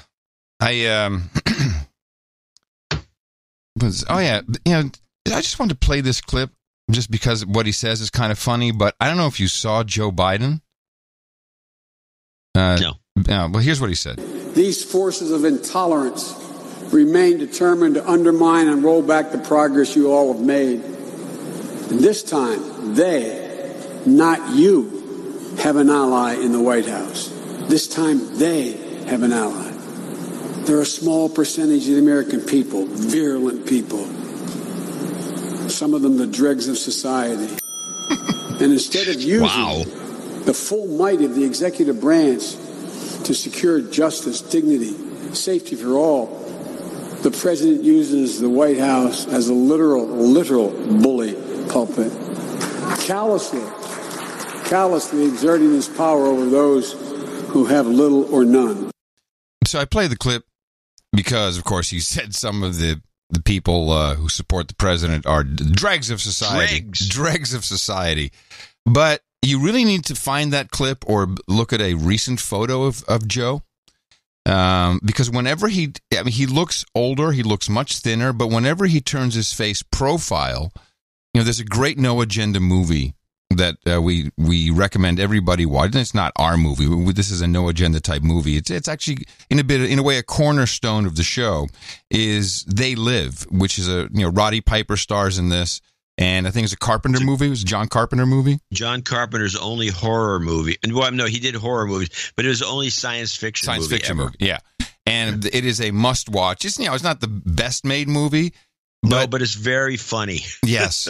And when you have these glasses on, you see words like obey and shut up, slave, and all this. But there's a number of people in the world, and these are the elites. And when you have the glasses on, you can see kind of their Skeletor-like faces. Joe Biden looks like one of them on profile when you see him today, and specifically in this clip. You cannot. Send me a link. Let's put a link in the newsletter. Oh, okay. Well, I want some pictures. In the newsletter. I think if you do a quick Bing, you might even see it. If you just do Joe Biden, Joe Biden, dregs of society. Just do that. What's Bing? What's Bing? Do I spell it? No, please don't do this to me. All right. I'll do it. All right, since you're on the creeps. I got some creeps. Hey, wait a minute. Someone will do some show art. You watch. We'll see it right after the show. We'll be done. You'll see. It'll you'll probably see be a clip from They Live. Yeah, but you don't have to even do anything to the guy. I mean, he looks like one of those people. You can't unsee it when it happens. Okay, well now I don't want to see it. How do you spell Bing? It really? That took you that long? Yeah, but please. Did you get the picture I sent you from Switzerland of Bing House? No. It was I did. Chinese restaurant named Bing House. I don't know. There was something weird about it. Well, Bing House. Well, there's a lot of China. Bing is a big name in certain parts of China. I know, but when you put house after it, Bing House. I don't know. Haus? Yes. No, that's funny. So I've got this podcast, and I'm sorry that I don't have the name of the podcast. It's a violation, man. It's a violation. It is a violation, but I still have the clip. Okay. This guy it's actually kind of it's a right-wing podcast, but it's got this guy, Brad. There's a guy, I've never heard him before, and I've heard him a lot because I tracked him down as Brad Johnson. He's a Ray McGovern-like ex-CIA guy, and he revealed some stuff here that I didn't know. You won't know, and it's like really weird stuff. But this is a series of clips. I got 3 clips about Brennan being a Muslim. Yes, we've asserted this for quite a while. Yes. Yes. Well, let's start with this with the zero clip 0, or it says ZERP. ZERP. Brennan converts. This is the opening clip of the podcast. Now, look, I want to narrow in here on what John Guandolo has been pointing to over the years. It's just incredible how this has become a taboo subject in terms of how CNN talks about this collusion nonsense every night. You would think that the media would have been talking about this every night and should continue talking about it. John Brennan's conversion to Islam while he was in Saudi Arabia. Did this happen? Did this not happen? Let's say it didn't happen, or it did. But why can't this question be asked? Why hasn't anybody in the establishment media even asked this question one time? It's absolutely incredible. And it matters. If a CIA station chief converts to Islam and is devout and takes Surahs 9.5 and 9.29 seriously, it's an issue. John Guandolo, what did you know about this back then, and what do you know about it now? Well, first of all, I want to comment on something that Brad just said, because I think it's really critical. When I first brought this story to light and gave an interview about it, I had sources in Saudi Arabia that had direct knowledge that John Brennan said the Shahada while he was the station chief over there. And here is what I said in summation on that interview. It was the fact, and this is what Brad's talking about, is his incompetency, his unprofessionalism, John Brennan's unprofessionalism. When you do that in front of Saudi Mubahith, when you do that in front of Saudi officials, it just leaves this huge question mark of where's your loyalty, where's your maturity, where's your professionalism? Those are the questions I raised. Okay. So it goes on, and they bring this guy, Brad Johnson on. They go back and forth. He was obviously on earlier. And Brad Johnson he's the one. We knew the guy who was there to witness it because we had a clip of him some time ago, like a couple of years ago, on the show. But this Brad Johnson character is really interesting, and this is the Brennan Converts to Islam on podcast 1. There's that video of John Brennan giving this little talk there. Everybody look it up. Just look up John Brennan on YouTube. Says Islam is a religion of peace and jihad, whatever. It's a 3-minute clip. And he's just on fire talking about Islam being a religion of peace, and he's speaking Arabic. And I've studied fellow travelers all my life, and that euphoria that he's in, it's a typical fellow traveler that's worshiping the totalitarian entity that he's in front of. It's just a very creepy video. Let me go to you, Brad. Hopefully you'll say what you think of that video as well. But let's begin, Brad. What did you hear while you were at the CIA about Brennan's conversion? Well, that it's true. I mean, I do have, I would say my information is similar to John's. I have a close personal friend I've known for nearly 40 years who was there, speaks Arabic and so on, and says he personally witnessed all of this. So I believe it's true. Now, that's not firsthand knowledge, it's secondhand knowledge, but it's secondhand knowledge from someone who was there, who I know was there, and had access to know, and I'm fully convinced that it's true that he converted to Islam. I have a couple questions. First of all, when this guy says fellow travelers, does he mean fellow Muslims, people who've converted to Islam?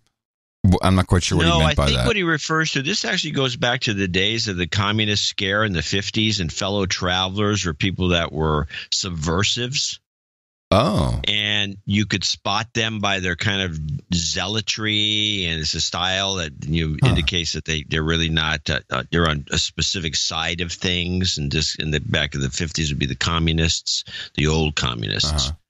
And fellow traveler, if you look it up, is really referring to just part of a group of kind of, I wouldn't call them creeps, but people that are not creeps, not really on your side, and he's working for the enemy. Mm-hmm. And secondly, Okay, so he converted to Islam. He was station chief, and he learned the language. He started to read a bit. It's like like people go to India and they come back all enlightened. You're like, I'm a Swami Gumi, and what difference does it make? So the guy's Muslim. Does it matter? He's the CIA chief. He's not supposed to be changing religions in the middle of his gig. And then, of course, after turning, is that in the handbook? It better be. And then in the bigger scheme of things, since some people believe that Obama was a Muslim, that's why he put him as the head of the CIA. Because in fact, he may have been appealing to Obama by switching religions. Somebody may have told him that Obama's a Muslim and he's like working for us. Now, with that in mind, you have to listen to this part, which you've heard none of this even suggested anywhere, and this is where Brad continues. I do want to take a little bit different take on some of this stuff. I think that Brennan is still extraordinarily active within the intelligence field, and I think the fact that his clearance was taken away was a fabulous stroke of genius on the part of President Trump. It was really, I think it's going to be extraordinarily helpful, and let me explain why. They just named a new deputy director of the CIA, a guy named Vaughn Bishop. Now, Vaughn Bishop, handpicked by the current director, Gina Haspel. Now, there's something out of that that's extraordinarily unusual, and that was he was pulled out of retirement to come back and fill this deputy director of the CIA slot. Now, that isn't, that does happen from time to time, but in his case, it's the second time. He was also pulled out of retirement by none other than John Brennan to fill the position of ombudsman for his modernization program that we were referring to earlier.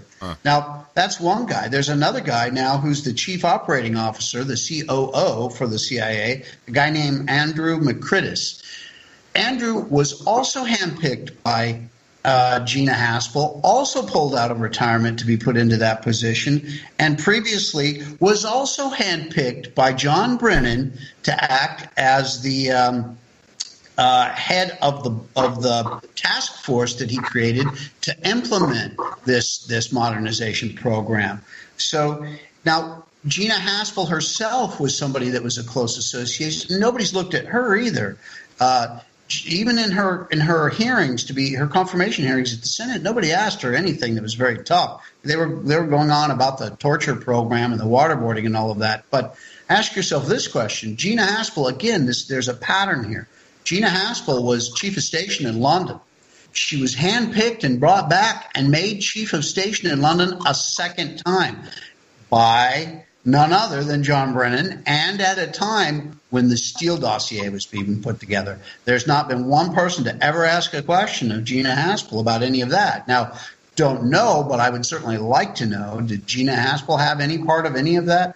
All of these people that form the leadership of the CIA are all close associates of John Brennan. Now, the reason I mentioned that I think that this was such a serendipitous act to pull his clearance, he bitches and pisses and moans about the fact that his First Amendment rights are under attack by having this clearance pulled. But he's on MSNBC and NBC all the time saying whatever he wants. The fact that his clearance was pulled makes it easier for him to speak out, not harder, because he doesn't have the problem of maybe mixing up current classified information with whatever the topic of the day is on the news. So it makes it better. What makes it harder for him now is he cannot go back and have classified conversations with all the current leadership within the CIA, which are his close associates. So I think that's the real reason that John Brennan is so angry today at President Trump for having lost his clearance. Okay. I liked a lot of what I heard, but just help me understand the bridge again between the clearance and him being a Muslim. There's nothing about the clearance and him being a Muslim. The Muslim thing is just second to this, is that he handpicked all these people. They're all part of the same cadre. Right. They might all be Muslims for all I know. Well, but this Brennan guy is a bad guy. Yeah. Yes, that's apparent. And apparently everybody at the top of the CIA are all proteges. And so and you still have the CIA versus the Trump defense. White House. Yeah, defense versus CIA. And still against the NSA. Uh-huh. And there's all this. It's just like, all I like from that clip is just what intrigue. Now we knew that Brennan was really nice to Gina Haskell. In fact, we had a clip of that. Hold on. Brennan. Let's see if I have Brennan Gina. No. How about Brennan Haskell? Let me try that. And I know we had a clip. Damn it. Okay, can't find it. But we had a clip of him being very, very courteous towards her appointment as CIA director. And there was someone else we had saying, that she was his protege. And we thought it was odd at the time as well. And but Trump certainly knows who he's putting in there, doesn't he? Maybe he doesn't. I don't know. Maybe he doesn't know nothing. He may have been hornswoggled. Hornswoggled? This is a phrase from the Shays. Hornswoggled? What does this mean? I don't know. I may have just made it up. Duped? Duped. He may have been duped. Duped. Okay. Yeah, it could have been. But it's not. The CIA culture is not going to go anywhere with her at the top, apparently, and these and her henchmen surrounding the head of the operation. Right. I don't know what the agency is going to do if they have if this is and Brennan's still somehow involved. He may be violating his various things that he signed off on. Who knows? I mean, I don't know. I just don't like the guy. Yeah. And I think he's definitely a bad actor. Yeah, definitely. And he's working against the good of the country. And you've never seen anybody complain so bitterly about their CIA guy after they retire. They usually go away. They shut up. They don't start making a scene. Well, he's trying to save the country and the world. He's not for what? Yes, well, that's what he says. Because Trump. That's why. Come on. We all know this. This is anyway. I just thought that was all good stuff. This kind of plays in. I got a note from Jane. Jane says, "I'm a quote normal mom of 5 who follows Q, and I need to let you know that Q does not post on Reddit and was not shut down like you reported on Sunday." So I just wanted to respond and say, yeah, we know that, but if that was your takeaway, I'm sorry. Obviously, this was a discussion board on Reddit, The Great Awakening. It's where Q drops are discussed and proofs are posted. But she says the Great Awakening thread / group and a few others were taken down, which shut down a lot of Q commentary, like from your favorite Serial Brain 2. But the Q group posts on the 8chan board, and it's going strong. For me, Q connects the dots in areas that baffle you and John at times. There is a deeper layer of evil that I know you know about. I don't mean to joke because this silent civil war that's been going on since Trump won the presidency is real, and Q has motivated so many to research and think critically. Thank you for wearing your Q goggles sometimes. It means everything to me. All the best from Jane. So I do want to say that I think we're pretty aware of the overall bad, and this actually goes right back to the movie They Live.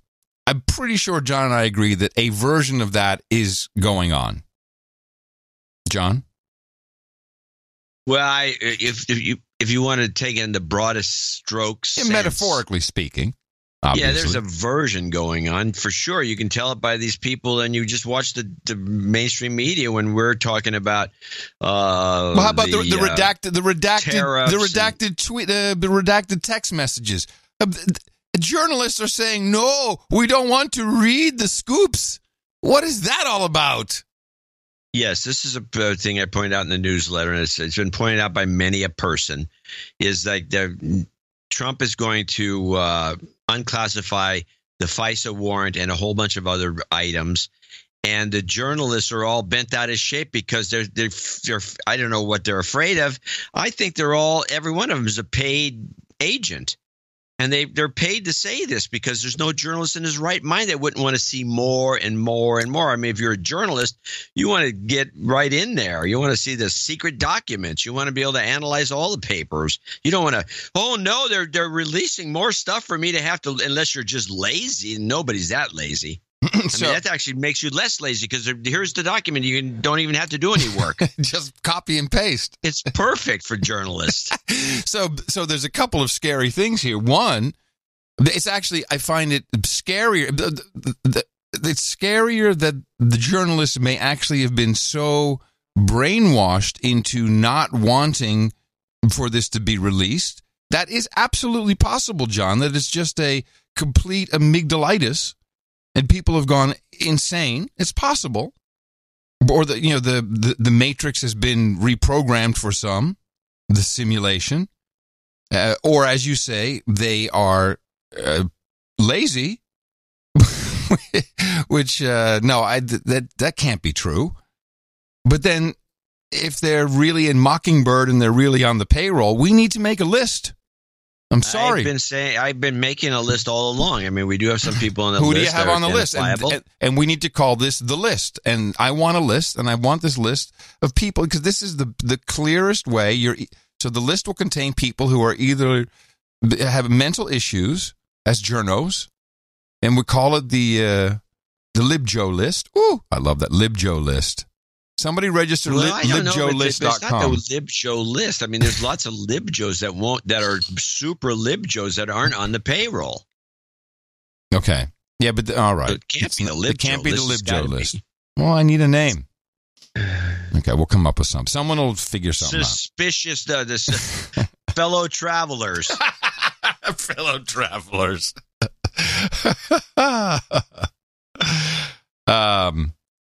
But that is so. Who's on your list? Who do you think is on the list so far? Richard Engel's one that comes to mind off the top of my head. Who did that phony report where he was supposedly kidnapped or something? Yes. Yeah. And then he was one of the guys that came out strongly against Dianne Feinstein wanting to release the torture report. Everybody who came out against the torture report being released to the public. But hold on, let's is one of these guys. I think that's too difficult. The idea is, here is something very clear. It's clearly something every journo wants to get their hands on. The ones who are saying don't release the redacted information, they have to be on the payroll or yes, they do. Mentally troubled. No, they're on the payroll. They have to be. Why else would anybody or lazy? Do that? Because I just want to cover our bases. You're either on the payroll, mentally troubled, or lazy. No, the lazy thing doesn't apply because as I explained, you're right. This makes just the opposite of lazy. You're right. So there's only two. Spooks or sick? I don't think there's two. Okay. Spooks. So who is on the list? Who do we have now? This is the time to compile it. That's my point. For this case we have to and this start case looking only. now. We can't do it during the show. We just have to start looking and see who's bitching and moaning the most. I would say, just off the top of my head, I would probably put Paul Krugman on there. I would look at all the New York Times guys and the Washington Post guys who would continually bitch and moan about the president. And if they bitch and moan about him releasing this stuff in any way, they should be on the list. We can call it the B list. I like that. The B list. B list? It's kind of good. B holes. All right. I'm reading Troll Room. Onward. To something from your state, which I thought you would have covered this. I'm very happy you don't have these clips because I got them. This was an extraordinary exhibit of words do matter. How a story as big as climate change and man-made climate change, anthropogenic global warming itself, but anthropogenic global warming, man-made climate change has now morphed into just climate change, but which is a disservice to anyone viewing these programs that pass themselves off as news. Because the issue is not climate change. There's not so much a denial of the climate changing. There's denial of what causes it. But when you shorten that, you do a disservice. And then when you take it down, they're not saying CO2, but just carbon. It becomes really not the truth anymore. And Andrea Mitchell on MSNBC sat down with Jerry Brown at the global climate thing, Al Gore's... what is it called? I have no idea. Yeah, it's the climate something or other. Climate summit. Troll room. The chemtrails summit. The chemtrails summit. So they're all there and they're all chatting. They got actors, and it's very much like the book State of Fear. Very, very, very similar to it. We got California, burning down. We got North Carolina. We got all this stuff happening. So Andrea Mitchell is going to just assert all these truths. Oh, by the way, stop. Stopping. She has to be on the list because she's one of the first people to bitch about Trump's releasing the documents. Yes, she is way on the list.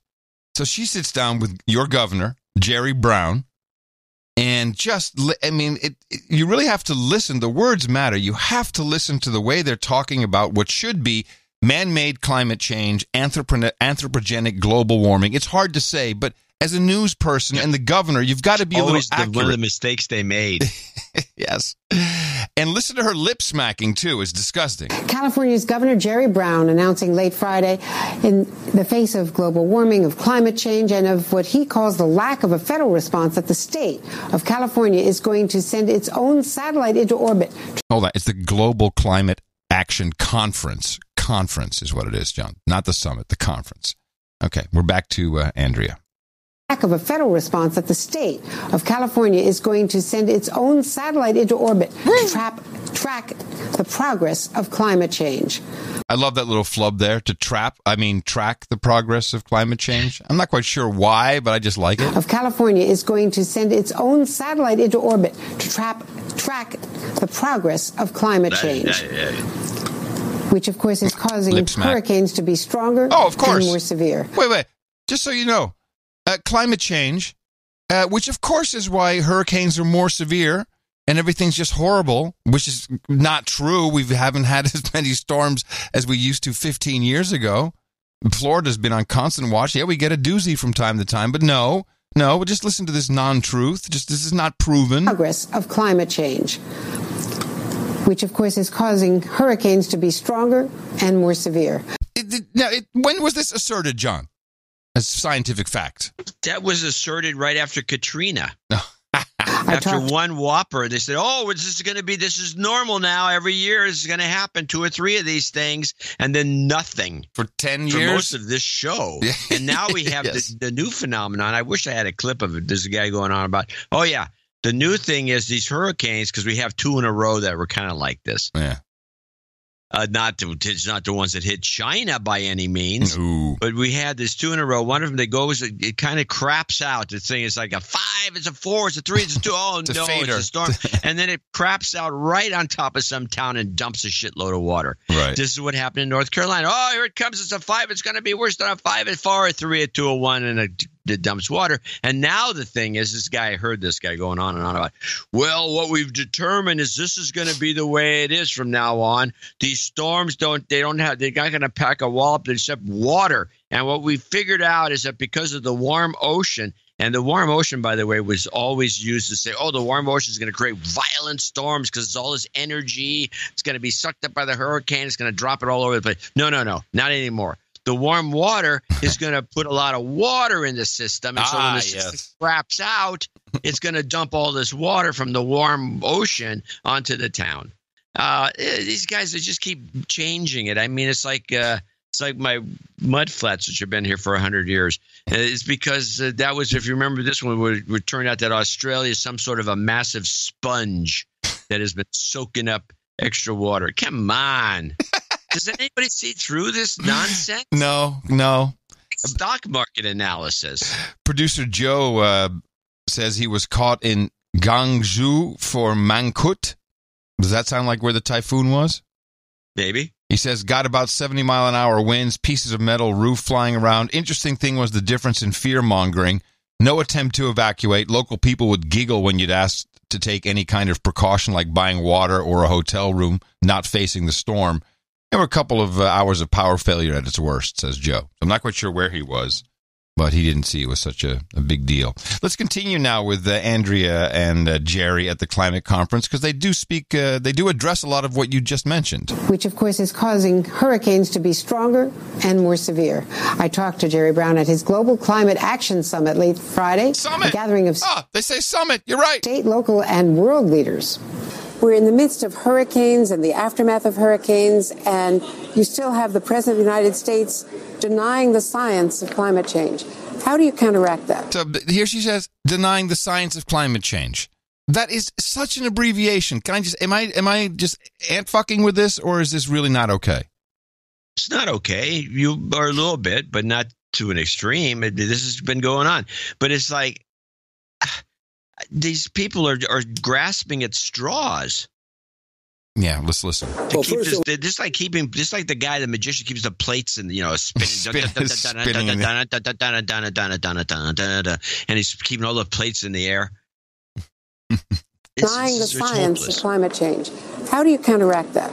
Well, first I want to say it's really extraordinary that the president can deny science like that, but he's done so many other. What's the word? I don't even have an adjective. So it's amazing. We have an entire list of adjectives on the rotation. He can't come up with one. Your governor can't come up with one shitty thing to say about Trump like that. But he's done so many other. What's the word? He's going to say terrible. He can't come up with anything. Adjective. So it's bad. He's and bad. How we counteract it is with this climate summit, with normal people respecting the truth and communicating that with other normal people and combating the president of the United States in what are lies, distortions, and quite frankly, bizarre behavior. So we have to keep at it, and I'm glad you gave me a chance to answer your question, because we can't say it enough. The president is just wrong. I'm so concerned for you. I mean, you live in California, you're walking around with that attitude. What you just heard your governor say is you're not normal. People are going to go like, it's Dvorak. He's not normal. Nobody in California is normal. That's the kind of the beauty of it. Let's listen to some more from climate expert Governor Jerry Brown. The hurricanes are more severe. The wildfires are more severe. The storm surge is worse because sea levels are rising. Talk to me about what we are physically experiencing here in the United States and around the world that proves that everyone who predicted that this would happen was correct. I would say... So she's just saying random things like fires are hotter, rain is wetter, prove to me that everyone who said that this would happen was on the money and right. I mean, but that's not scientific, what she's saying there. We're just experiencing the very early beginnings of climate change. The forest fires in California, which are worse than any other time in recorded history. It's really just, unfortunately, it's the beginning. But as the carbon builds up, and it builds up very rapidly, we'll have more drought, more fires, more storms, more intense storms, more trouble. And the worst part is more migration. We're going to have people moving from their land that will no longer produce enough food. Yeah, to Austin. So the world leaders have got to wake up.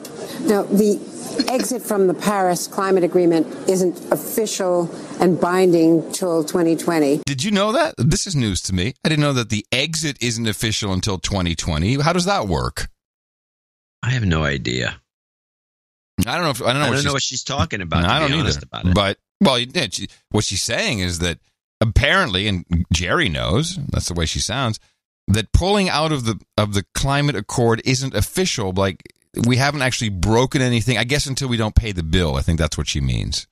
It's like, well, 2020, there's a bill that shows up, and we don't pay it, then I guess we're really out. Moving from their land that will no longer produce enough food. So the world leaders have got to wake up. Now, the exit from the Paris Climate Agreement isn't official and binding till 2020. But what is the impact already internationally of the United States having said we're out of it?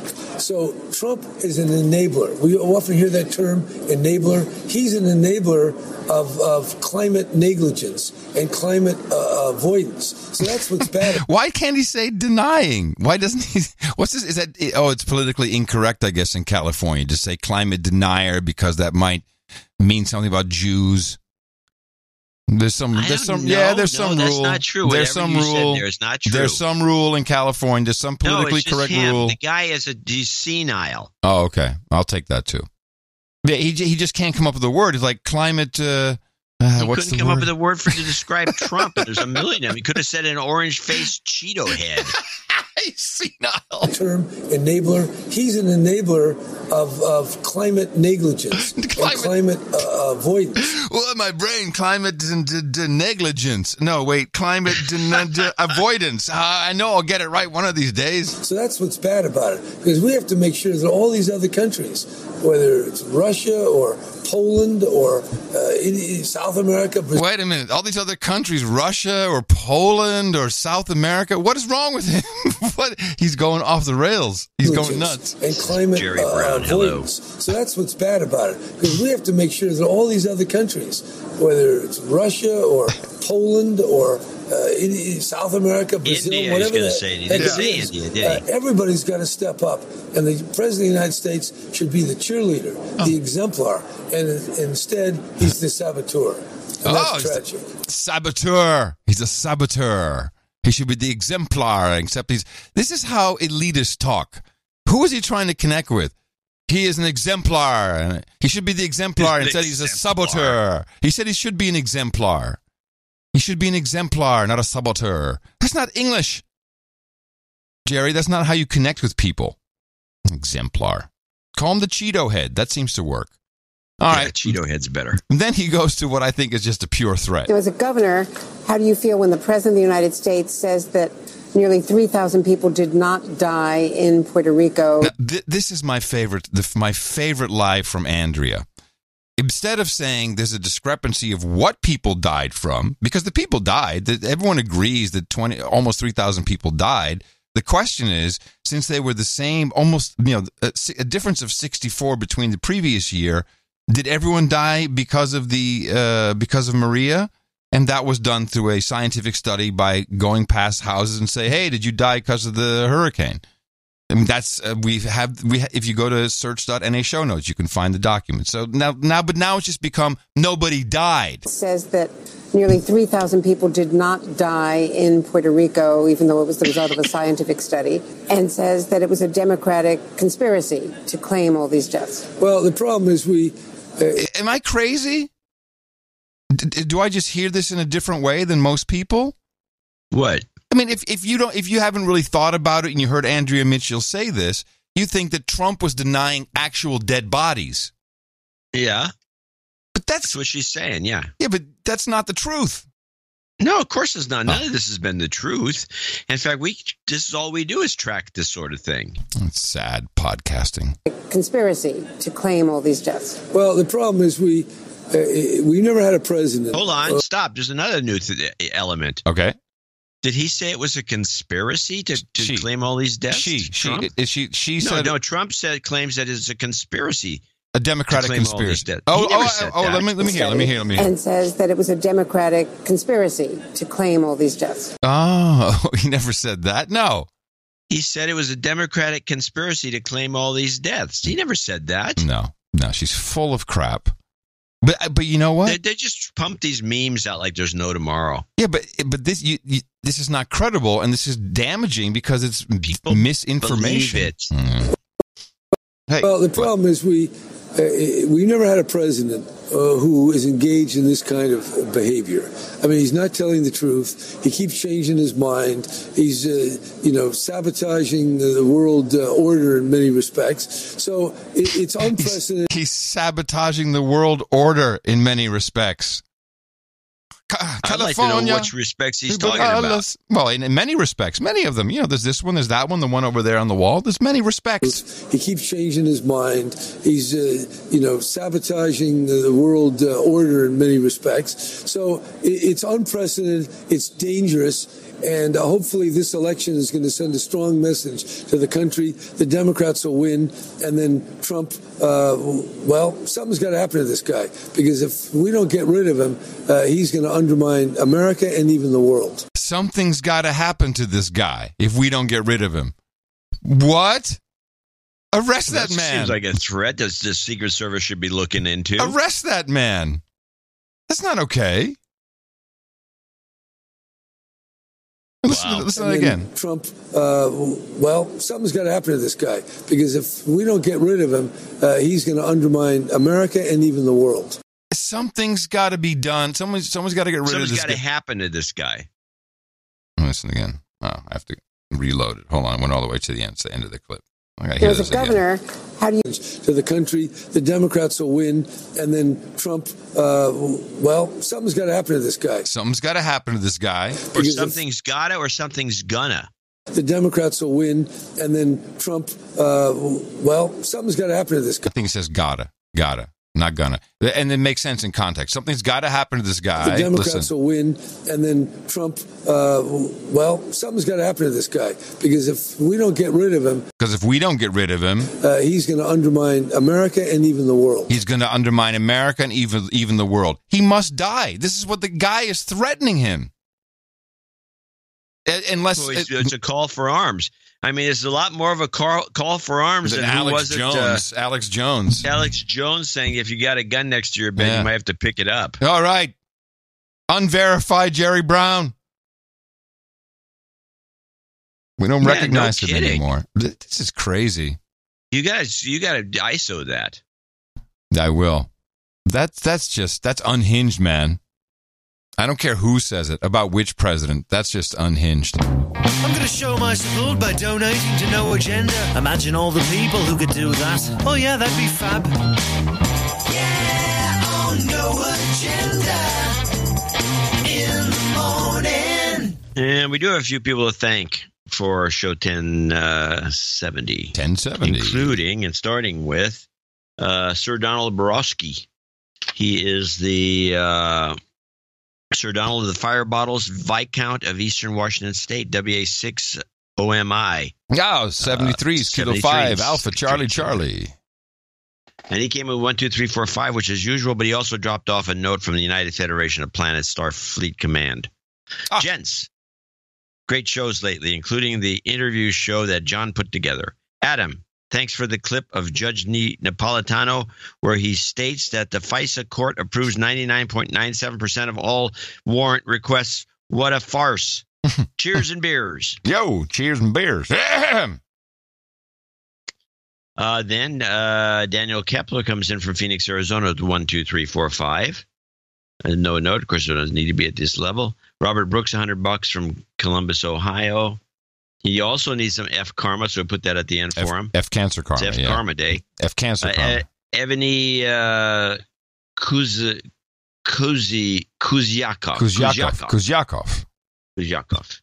Eugene.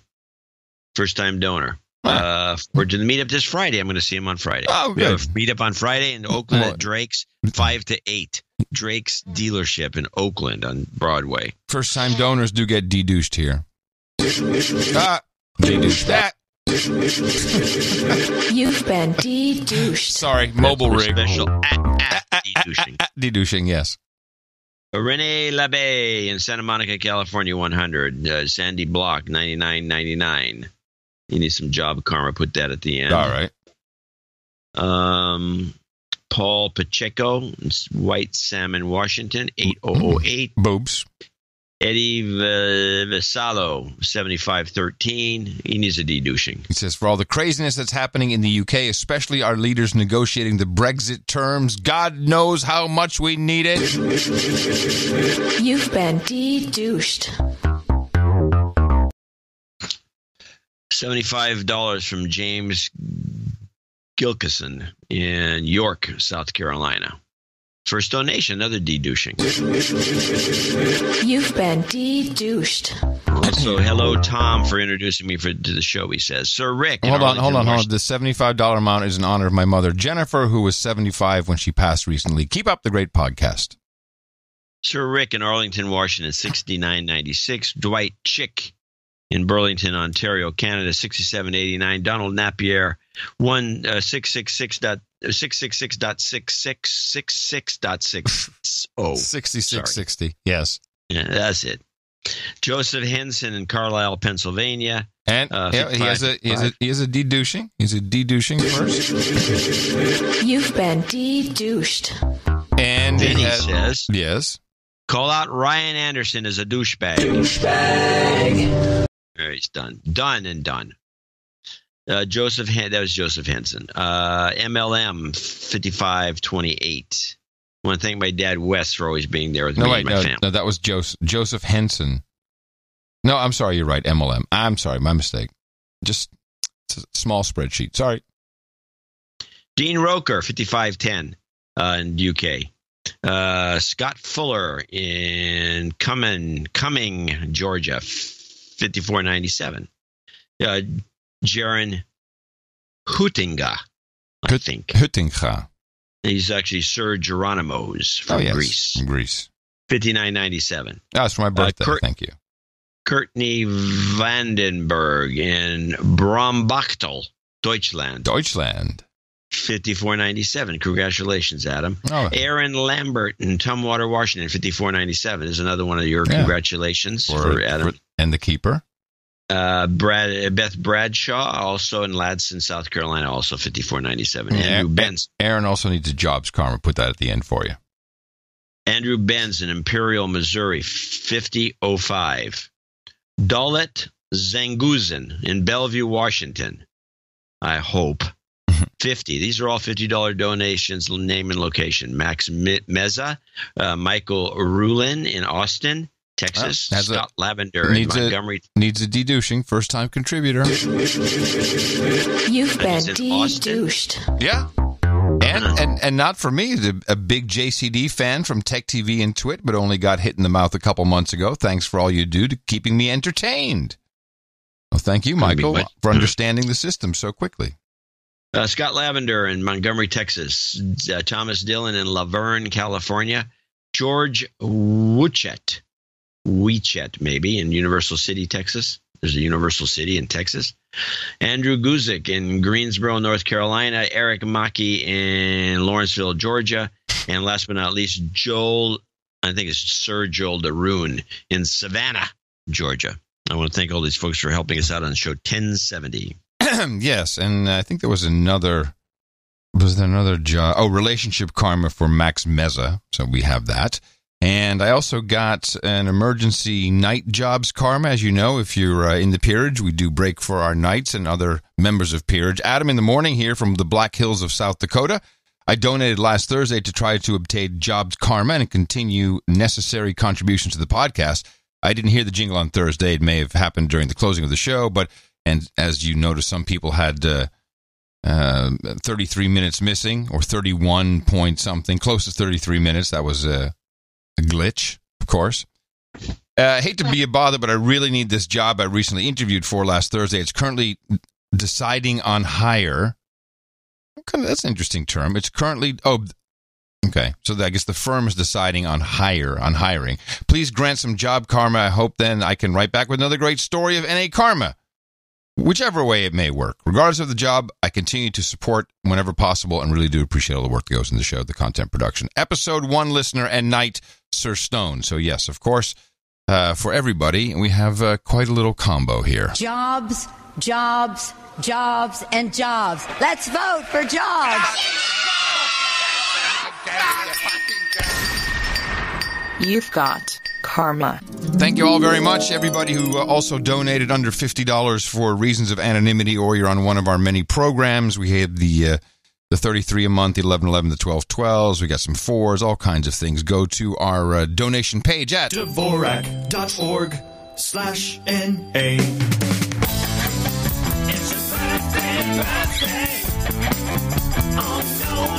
Well, how about that? Out of habit, I hit the birthday jingle, and we have no birthdays for today. Happy birthday, nobody, from the No Agenda Show.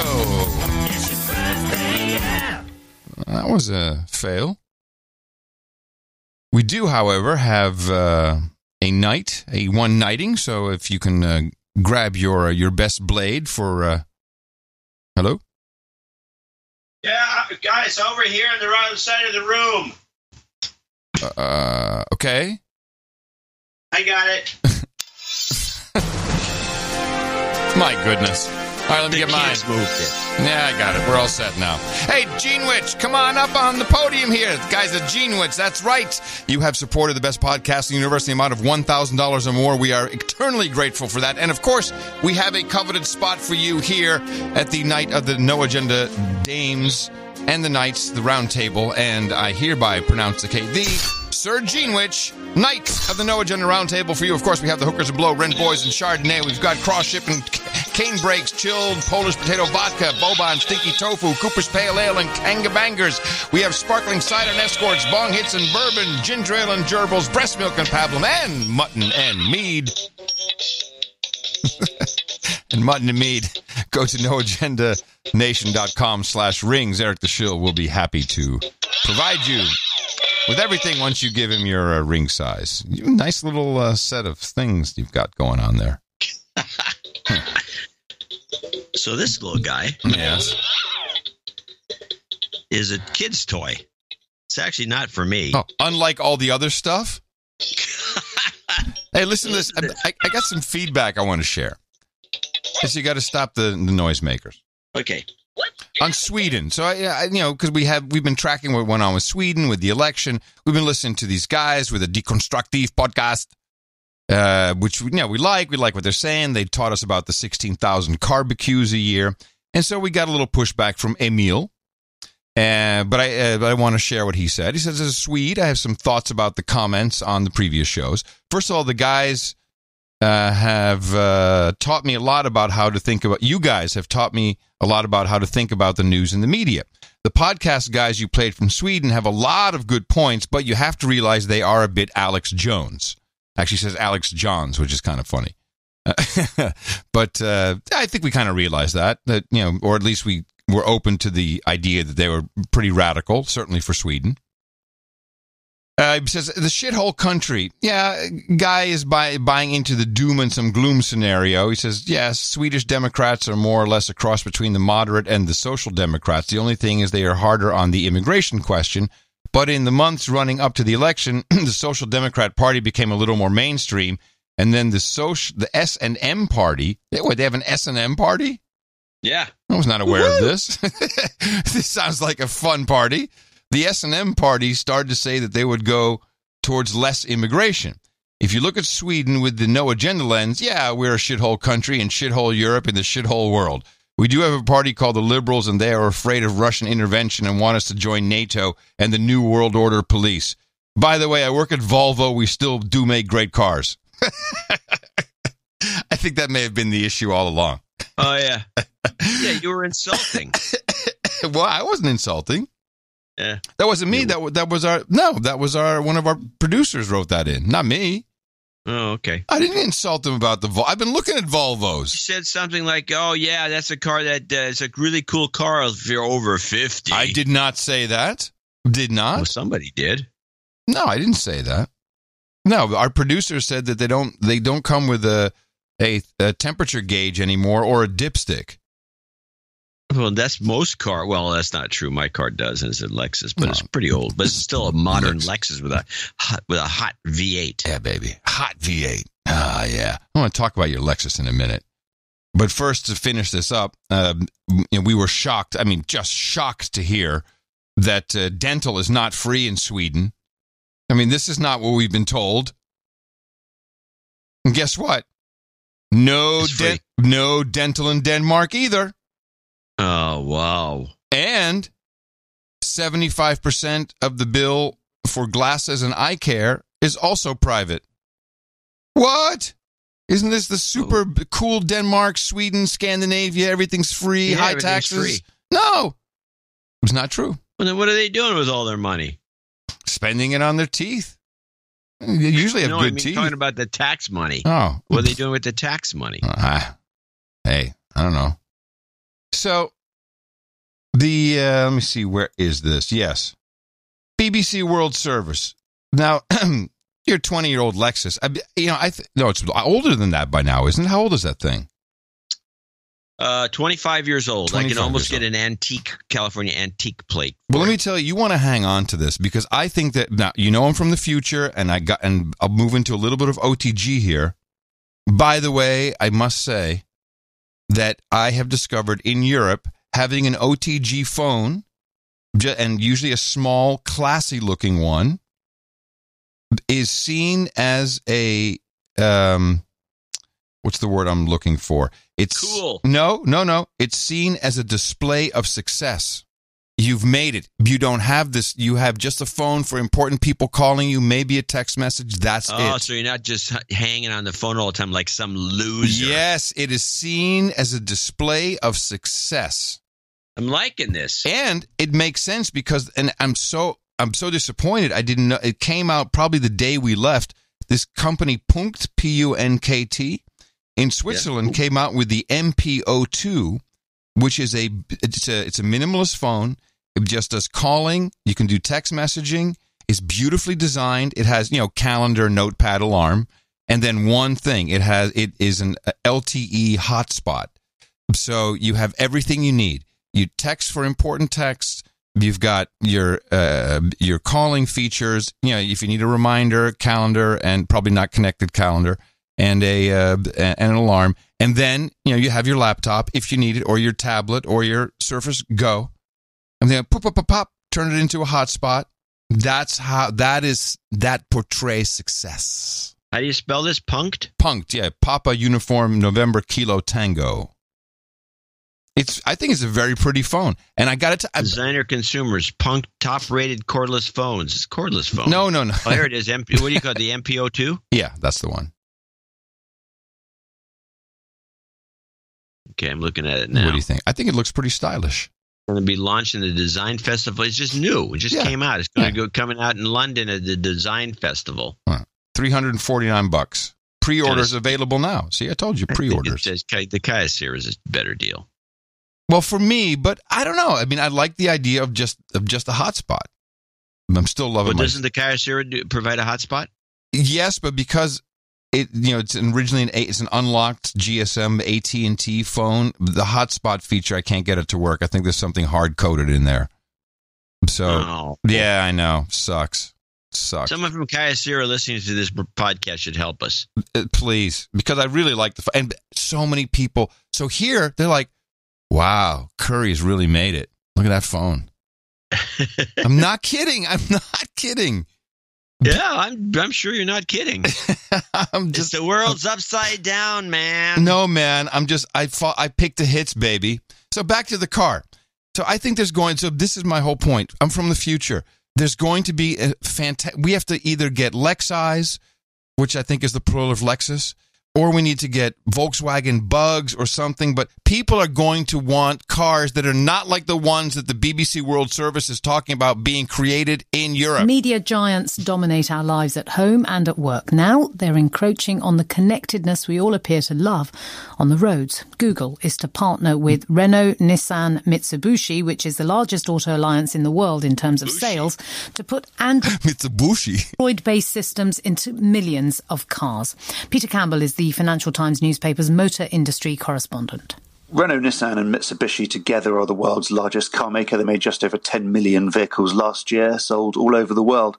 And for them to start installing Google technology in their cars means that their consumers will be able to use more Google functions in future. They'll be able to activate certain parts of the car using their voice. They'll be able to use Google Maps. That helps Renault, Nissan, Mitsubishi hopefully sell more vehicles because people want to buy them because they've got this connected technology. But also it helps Google get more people using its systems. So for both the manufacturer and for Google here, it's seen as a win-win deal. Tell us about the technology that we're talking about here. What's it going to be able to do?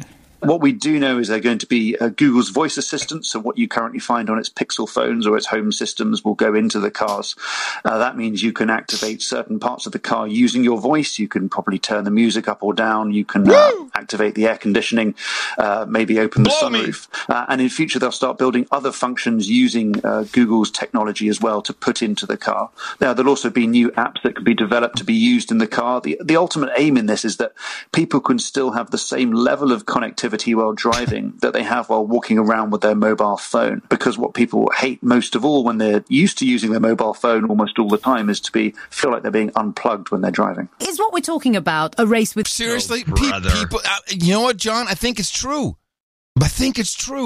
You think the epidemic of cell phone mania and just this disorder of people walking around looking at their phones, oh my God, go to a couple of airports, go to the train station, just walk on the street. The zombies are among us. It's very, very, very bad. We've become the ultimate wetware now. Oh, got to stay just as connected when you're in the car. To me, it's no different from the Matrix. You know, the thing goes in the back of your neck. You're connected. Because what people hate most of all when they're used to using their mobile phone almost all the time is to feel like they're being unplugged when they're driving. And they even use the same terminology. Is what we're talking about a race within the industry as well? Because there are other manufacturers who are doing similar things, Ford and VW. Yes, that's absolutely right. Lots of manufacturers are trying to install connected features in their vehicles. I mean, increasingly people aren't buying cars on the basis of horsepower or performance or anything else. What they want is a car that makes them feel as connected as possible. And so Renault, Nissan, Mitsubishi want 90% of all their vehicles to be connected to the internet by 2022. And a lot of other companies have similar ambitions.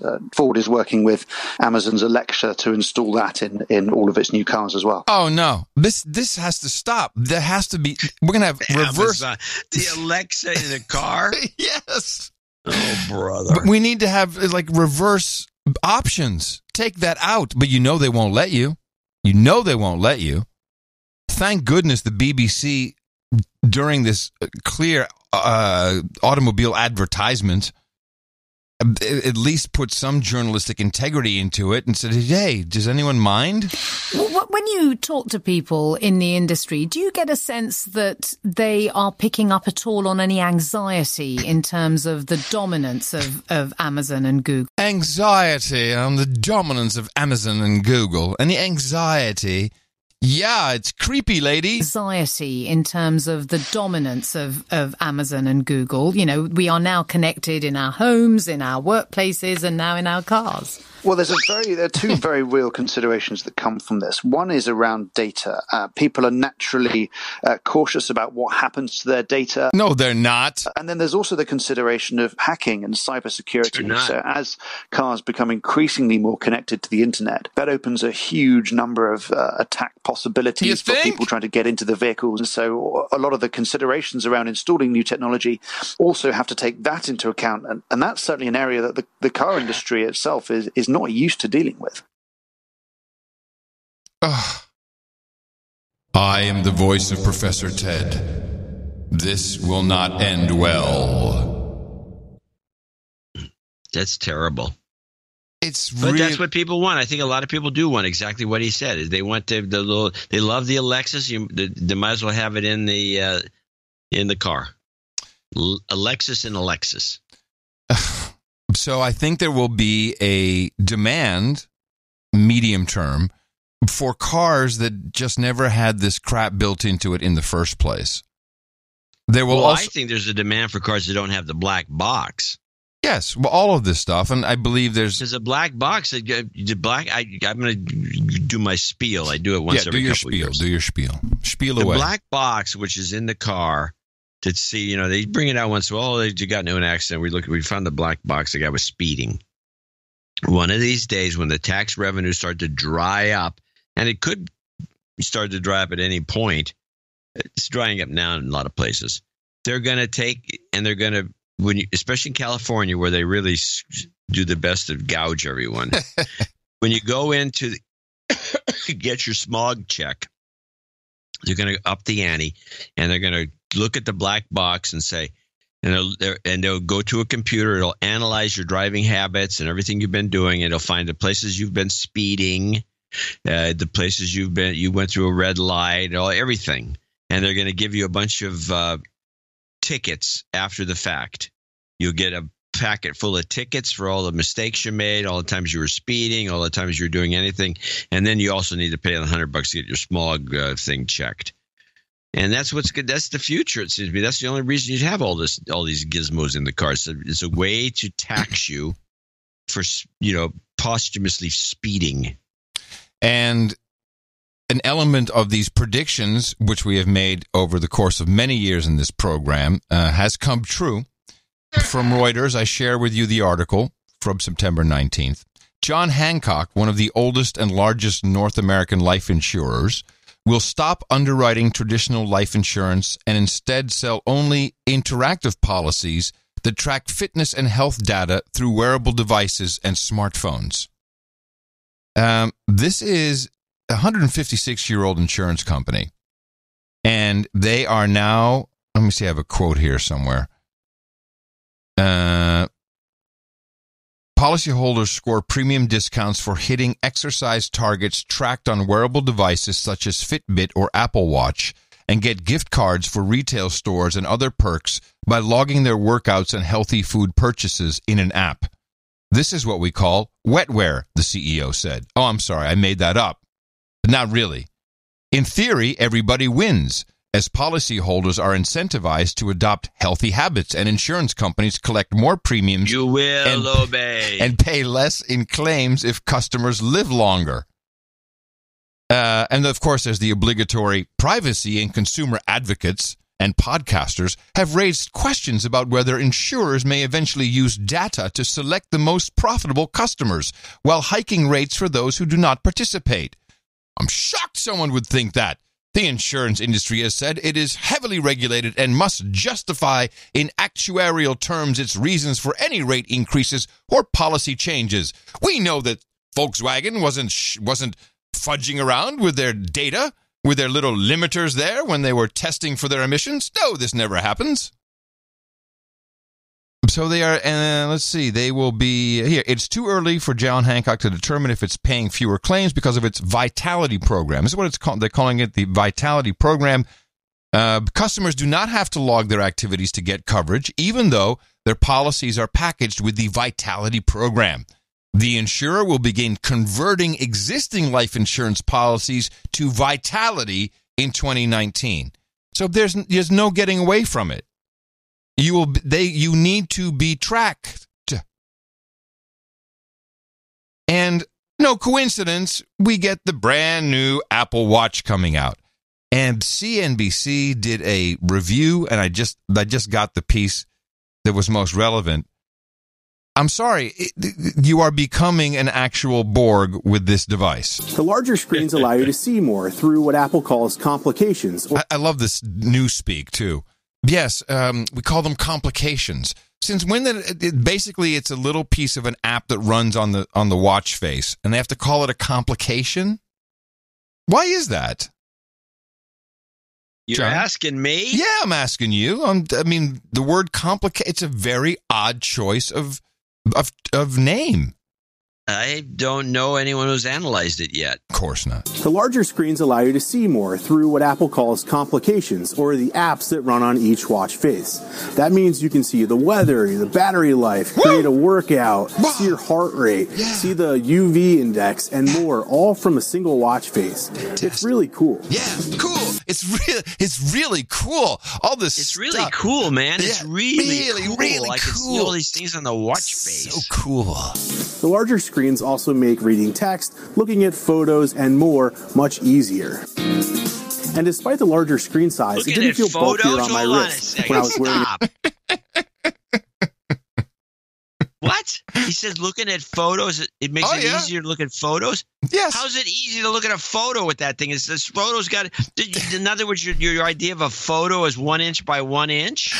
It's bigger than that. The screen is much bigger than 1 inch by 1 inch. Those are just the thumbnails. Those are just, he told you in the beginning, the thing is 4 inches. I don't know. It's like a 4 inch. 4 inches? The thing would be like you use it as a club.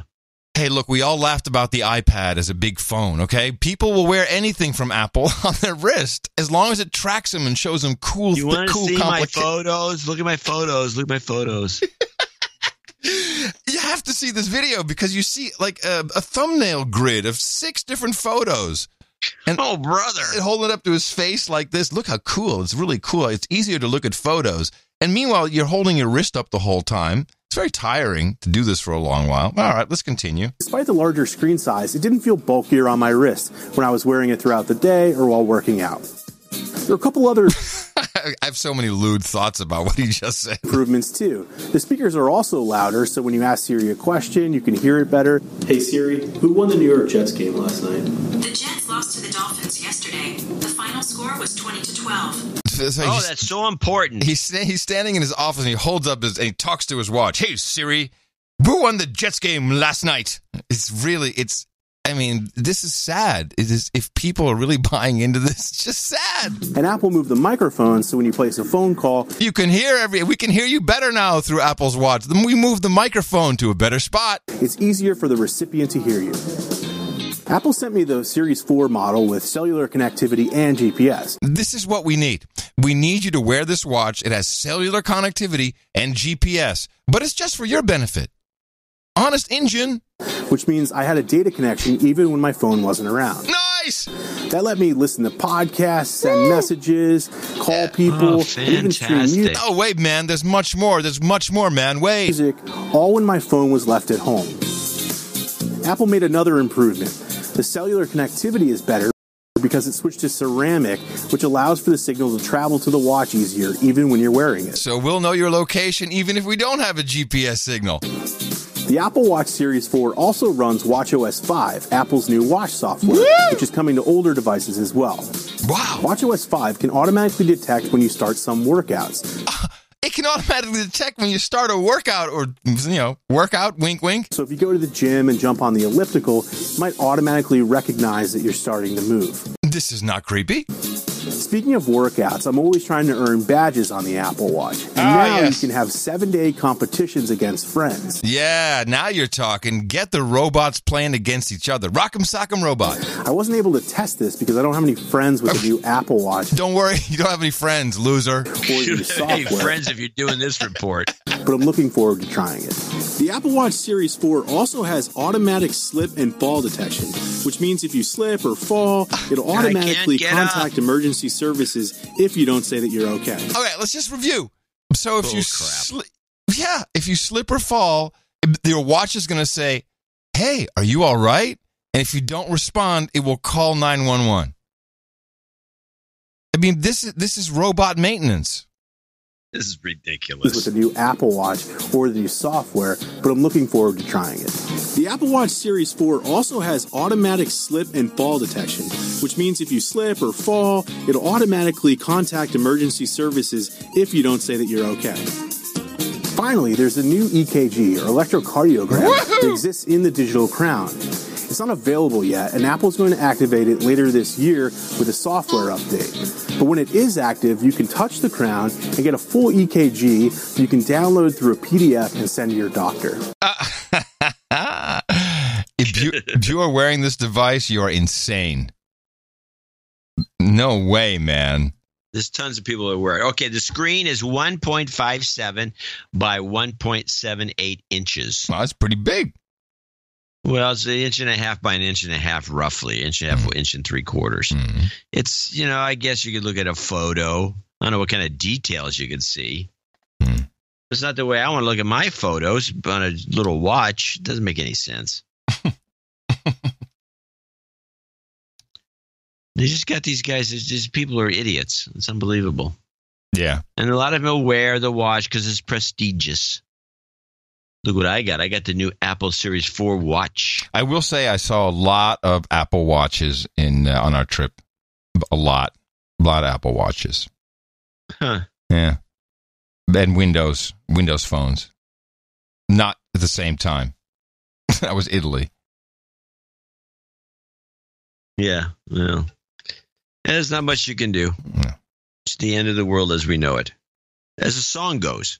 It's not true. Hey, did you see what Google is doing? What they're talking about now? What they're talking about doing in the browser in Chrome? No. They want to completely hide parts of the URL. So now, if it's www, they'll remove that. Oh, yeah, they want to get rid of www. You know what this is? It's part of the takeover of the web. Yeah. And eventually, I know what they want. They want to go to keywords. They're bringing us right back to AOL. Yeah. They should buy AOL. So I bet you Verizon will sell it to them cheap. Oh, author, whoever bought it. But, people are they blind? It'd be very bad if the trend becomes let's hide the URL, and it's also insulting. You're too stupid. You get fooled by little misspellings. You stupid, dumb person.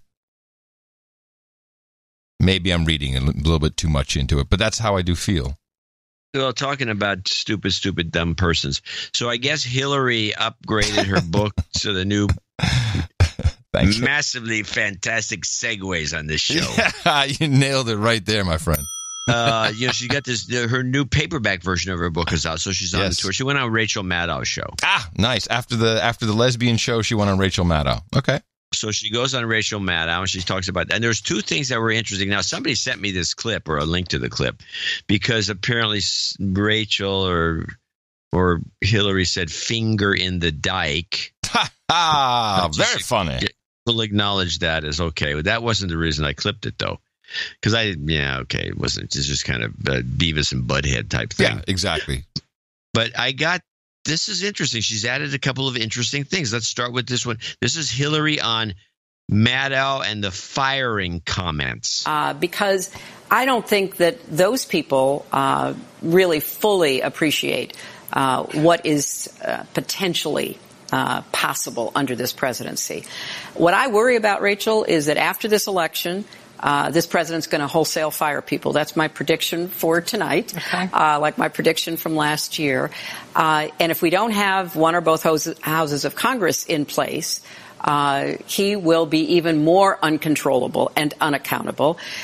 He will fire people in the White House. He will fire people in his administration who he thinks are crossing him, questioning him, undermining him.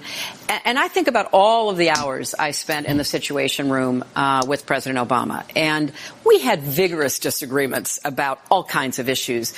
But I never, ever, ever doubted that the president was making the best decision he could based on the facts and the evidence as we were required to present it to him.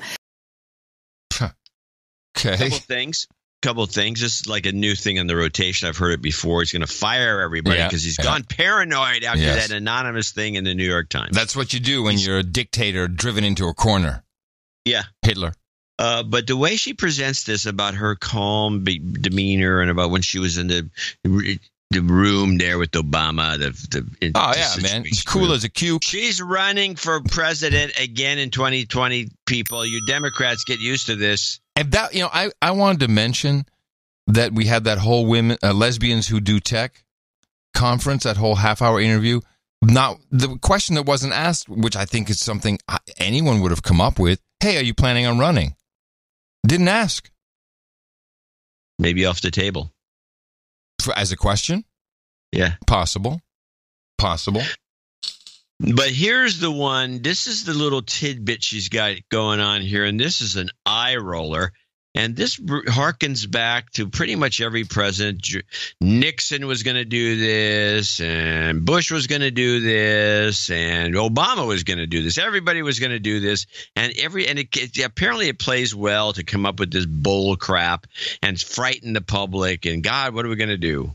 Your prediction going to happen after the election, the president wholesale firing people. I should say one of the other things that is in the book is a very troubling discussion and prospect that you raised that in 2020, President Trump will reject the results of the election or even try to postpone the election. Your treatment of that gives me the willies now, even referring to it, but I will leave it to people to read the book to see what you had to say about that. Thank you for coming in. I know you have every option of where to go, and I really appreciate you being here. Enjoyed Thank it. you. Good luck. Appreciate it. Thanks. All right, we'll be right back. Stay with us. It gives me the willies. She's got the willies because she knows this is possible, that crazy maniac Trump, he's going to negate when the elections come through. He's going to say, this isn't gone. I'm staying in here as president. I mean, this is the lamest fear that the public's ever had about any of these presidents, and they feel this way about every one of them. But apparently Trump is just very believable. The Democratic Party is pushing another trial balloon in Texas. Man, I think it was pretty evidenced by CNN's report of Beto. Have you been following the Beto? A little bit, but not as much as that would give me a clip, so no. Okay. I'll say no. Well, the Beto, first of all, the Beto, which I was corrected by the former New York banker who was at some fundraiser for him. But I said, Beto, how's that Beto O'Rourke guy doing you got on the sign in your yard? He said, it's Beto. All right. His name is Robert Francis. His nickname is Beto. Huh. Because when you hear Beto, I'm honestly kind of like Ted Cruz. I'm like, oh, maybe he's got some Latin in him or something. But he's a white guy. He's very, very white. People is he a Democrat or Republican? Democrat. Oh, huge Democrat. Yeah. Can you just change, can we just print something with the same color and put a P where the B is? It's hard to believe a Democratic Senate candidate in Texas can turn out more than 1,000 people to a rockin' lunchtime rally. But Beto O'Rourke has this sea of sweaty voters energized. We are going to do this. Polls show O'Rourke within striking distance of Republican Senator Ted Cruz. Beto has reached peak savior status among Texas Democrats. Peak savior status, John. People are really, really yearning for something like this. She is ultimate, extreme Beto supporter. I'm the Wonder Woman for Beto. We are making this happen. Even the Beto faithful admit winning this race is still the longest of long shots. But they hear the distant echoes of Obama's 2008 Hope and Change campaign. Just before he went on stage for his third rally of this day, O'Rourke told us he doesn't feel the pressure to save Democrats. We just all get that this is the election of our lifetimes. Everything's on the line. Stakes could not be any higher, and we're meeting the moment. O'Rourke doesn't shy away from pushing a progressive agenda in this red state. He talks of improving education, immigration reform, providing universal health care, criminal justice reform. And they're frustrated, frankly, with people like me. And a recent speech supporting NFL players who kneel for the national anthem went viral, catching the attention of celebrities and athletes around the country. Doing it, and I can think of nothing more American than to peacefully stand up or take a knee. Something is happening on this campaign trail. But then again, Texas Democrats have been here before. They've seen a few Democratic stars burn brightly in elections past, raising the hopes of a blue wave. Then election days turn those stars into dust. Will the same story repeat itself this year? Oh my God, I don't know. I hope not. Beto. Robert Francis. What's the Beto name come from? I don't know. Let me see if it says. Let me consult the Book of Knowledge. Let me see. Robert Francis Beto O'Rourke, born September 26, 1972, an American politician, native of El Paso, United States House of Representatives in 2012. No, it doesn't say where he got Spanish. Oh, here we go. Maybe I was wrong. He was nicknamed Beto, which is a common Spanish nickname for Roberto. His name is Robert. I guess. Well, before kindergarten, his father was there was his father. I don't know. Beto. Let's just call him Beto. It's fine. He sounds like a wrestler. I think considering that CNN report, I think they're trying to see if he catches anything. The crowds look pretty big. They look. He might be up for something. He might be the next presidential candidate in 2020. If he can win Texas, that's always that'd be amazing if he did. Something the Democrats always do well. Where they had Lyndon Baines Johnson, and Richards, senator from Texas, and he went right to the presidency. I think shoot the president, but he went right to it. Hey, that's how we roll in Texas. Yeah, it works.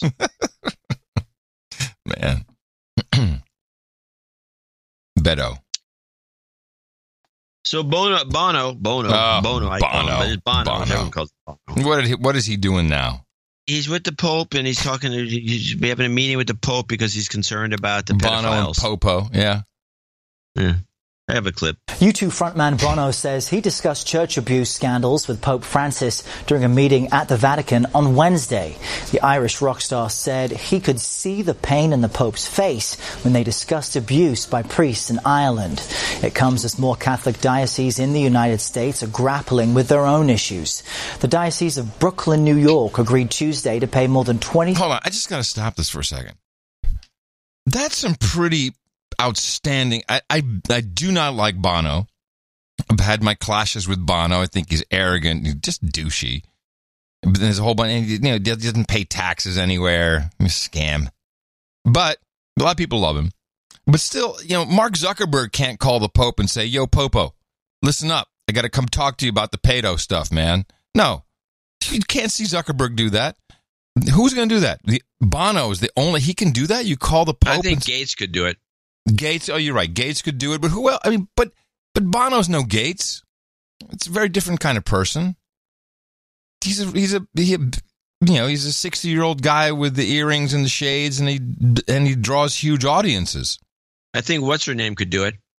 Yeah, what's her name? Brad Pitt's ex-wife. Oh, Angelina. She could call. Yeah, but he's like, hey, Angelina can come by anytime. But so is Bono? Is it a PR move? Is he trying to to an old Pope joke? I won't tell. That's fine. But people who just collect punchlines wouldn't recognize the joke. Do you think that Bono has something going on, like an Al Sharpton type deal, where, hey man, I can straighten you up. I got some PR value. What is he doing? What's the point? What's the point? The summit? Is it a summit? Summit. We need a summit. I just don't understand. A pedo summit. And all we get the only information we get is, hey, talk to the Pope about the abuse thing. Well, thanks. Can Bono do a press conference and tell us what he heard? Can someone go talk to Bono? Do we just all assume, as slaves of Gitmo Nation, all is well, Bono's on the case? Yeah. Okay. Used by priests in Ireland. It comes as more Catholic dioceses in the United States are grappling with their own issues. The Diocese of Brooklyn, New York, agreed Tuesday to pay more than $27 million to 4 men who say they were sexually abused as boys by their religion teacher. It is believed to be one of the largest settlements granted to individual victims of abuse in the church. And the Archbishop of Washington, Cardinal Donald Wuerl, says he will discuss his potential resignation with Pope Francis after a Pennsylvania grand jury report said he did not do enough to deal with pedophile priests when he was in charge of the Diocese of Pittsburgh. What a mess. Where are all those people so concerned about, Pizzagate? I don't know. I always hate that. I always hate that. You don't give a shit about, I'm sorry. It's Tourette's. It's late here. You talking to me? No, not you. No, the people who are... Are you talking to me? No, I'm not talking to you. Who else you talking to? I'm talking to the people. We're the Pizzagators. Or like, Pizzagate, they're eating children, blah, blah, blah. Yeah, but when it comes to actual victims, you don't show up. There's no protest. There's no Reddit for it. Well, there is, but you know what I mean. There's a Reddit for everything. Yeah, all right. Yes. I found a clip backing your basic thesis up, which you haven't really expressed recently. Okay. But I know it's one of these things in your craw. Mm-hmm. And what the thing is in your craw is this is a couple of comics. I hate to bring comics guys into this thing, but most of the podcasters out there are comedians, and you've considered this show a comedy show. I think all comedians owe me a debt of gratitude. They do, but they're not going to even give you a comp. No. Anyway, so there is you have this theory, and you go on and on and on about it because you always used to get galled. I stopped bringing these clips to the fore because it would be like John Oliver with some comment. I don't understand these guy's British. He comes over here and he starts telling us what to do. Yeah. Well, this comedian who you'd probably enjoy because he's a sardonic and a bit off the rails, Bill Burr. Oh, sure. I know Bill Burr. Sure. I mean, I know his work. Bill Burr is on a new show that's a show with Jeff Jeffries, who is an Australian. Mm-hmm. And they bring it around to the point, and Burr reiterates your exact thoughts on this. I'm doing this. It's like, wow, my career. Oh, there he is. There he is. All right, so Bill, thank you for being on the show. Thank you for having me. This is arguably a news show. Okay. Where do you find your news? That's a new thing, though. Americans like to get it from somebody with an accent. Yeah, right, what was going on here in Tennessee? And he's like, oh, this guy knows what he's talking about. He's from Europe. It's like, no, he's Australian. No, that's the whole thing. It's Trevor Noah is South African, and then John Oliver is British, Samantha Bee is Canadian, I'm obviously Australian. White guys with accents. That's what it is. Who evidently come from these perfect countries and just shit all over ours. Australia's had no social issues ever. In a nutshell. Oh, man. It's your exact attitude. Yeah. What are they doing over here? I'm kind of in agreement. Ruining our award shows. Yeah, damn it. All right, good. I'm going to end it on that high, John. I think that's the way to go. All right. Okay. So I fly back Saturday. We'll have the show right after Saturday, which, as you know, is twice a week on Thursdays. On Sunday, yes. Yes, something like that. And you have sounded so good on this new gigabit connection you have. It is. Yeah, wait until it talks to your gigabit over there. We'll see. No, we've already done it on the gigabit to gigabit. Our gigas have interfaced before. I don't remember that, but okay. As far as I'm concerned, you've been in Europe for the last month. Coming to you from the Garden of Amsterdam and the Dance Music Studios in Loudon, Gitmo Nation Lowlands. Remember us for the next show on Sunday at Dvorak.org/NA. In the morning, everybody, I'm Adam Curry. And I'm from northern Silicon Valley, where I've got this new drum kit. I'm John C. Dvorak. We return on Sunday right here on No Agenda. Until then, adios, mofos.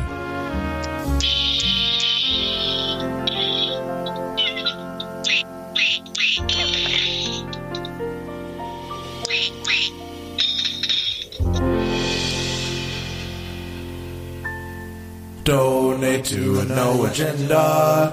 They give us shows week after week. Donate to a No Agenda. It's a show that's really unique. Donate to a No Agenda. Listen to John and Adam speak. Donate to a No Agenda. Science is turning into a clique.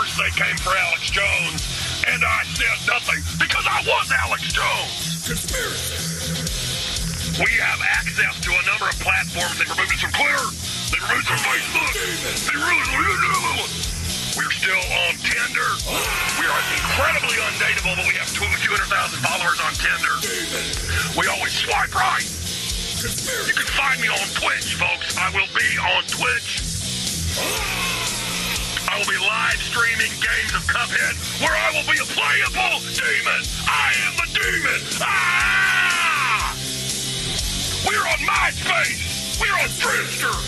You will find the truth.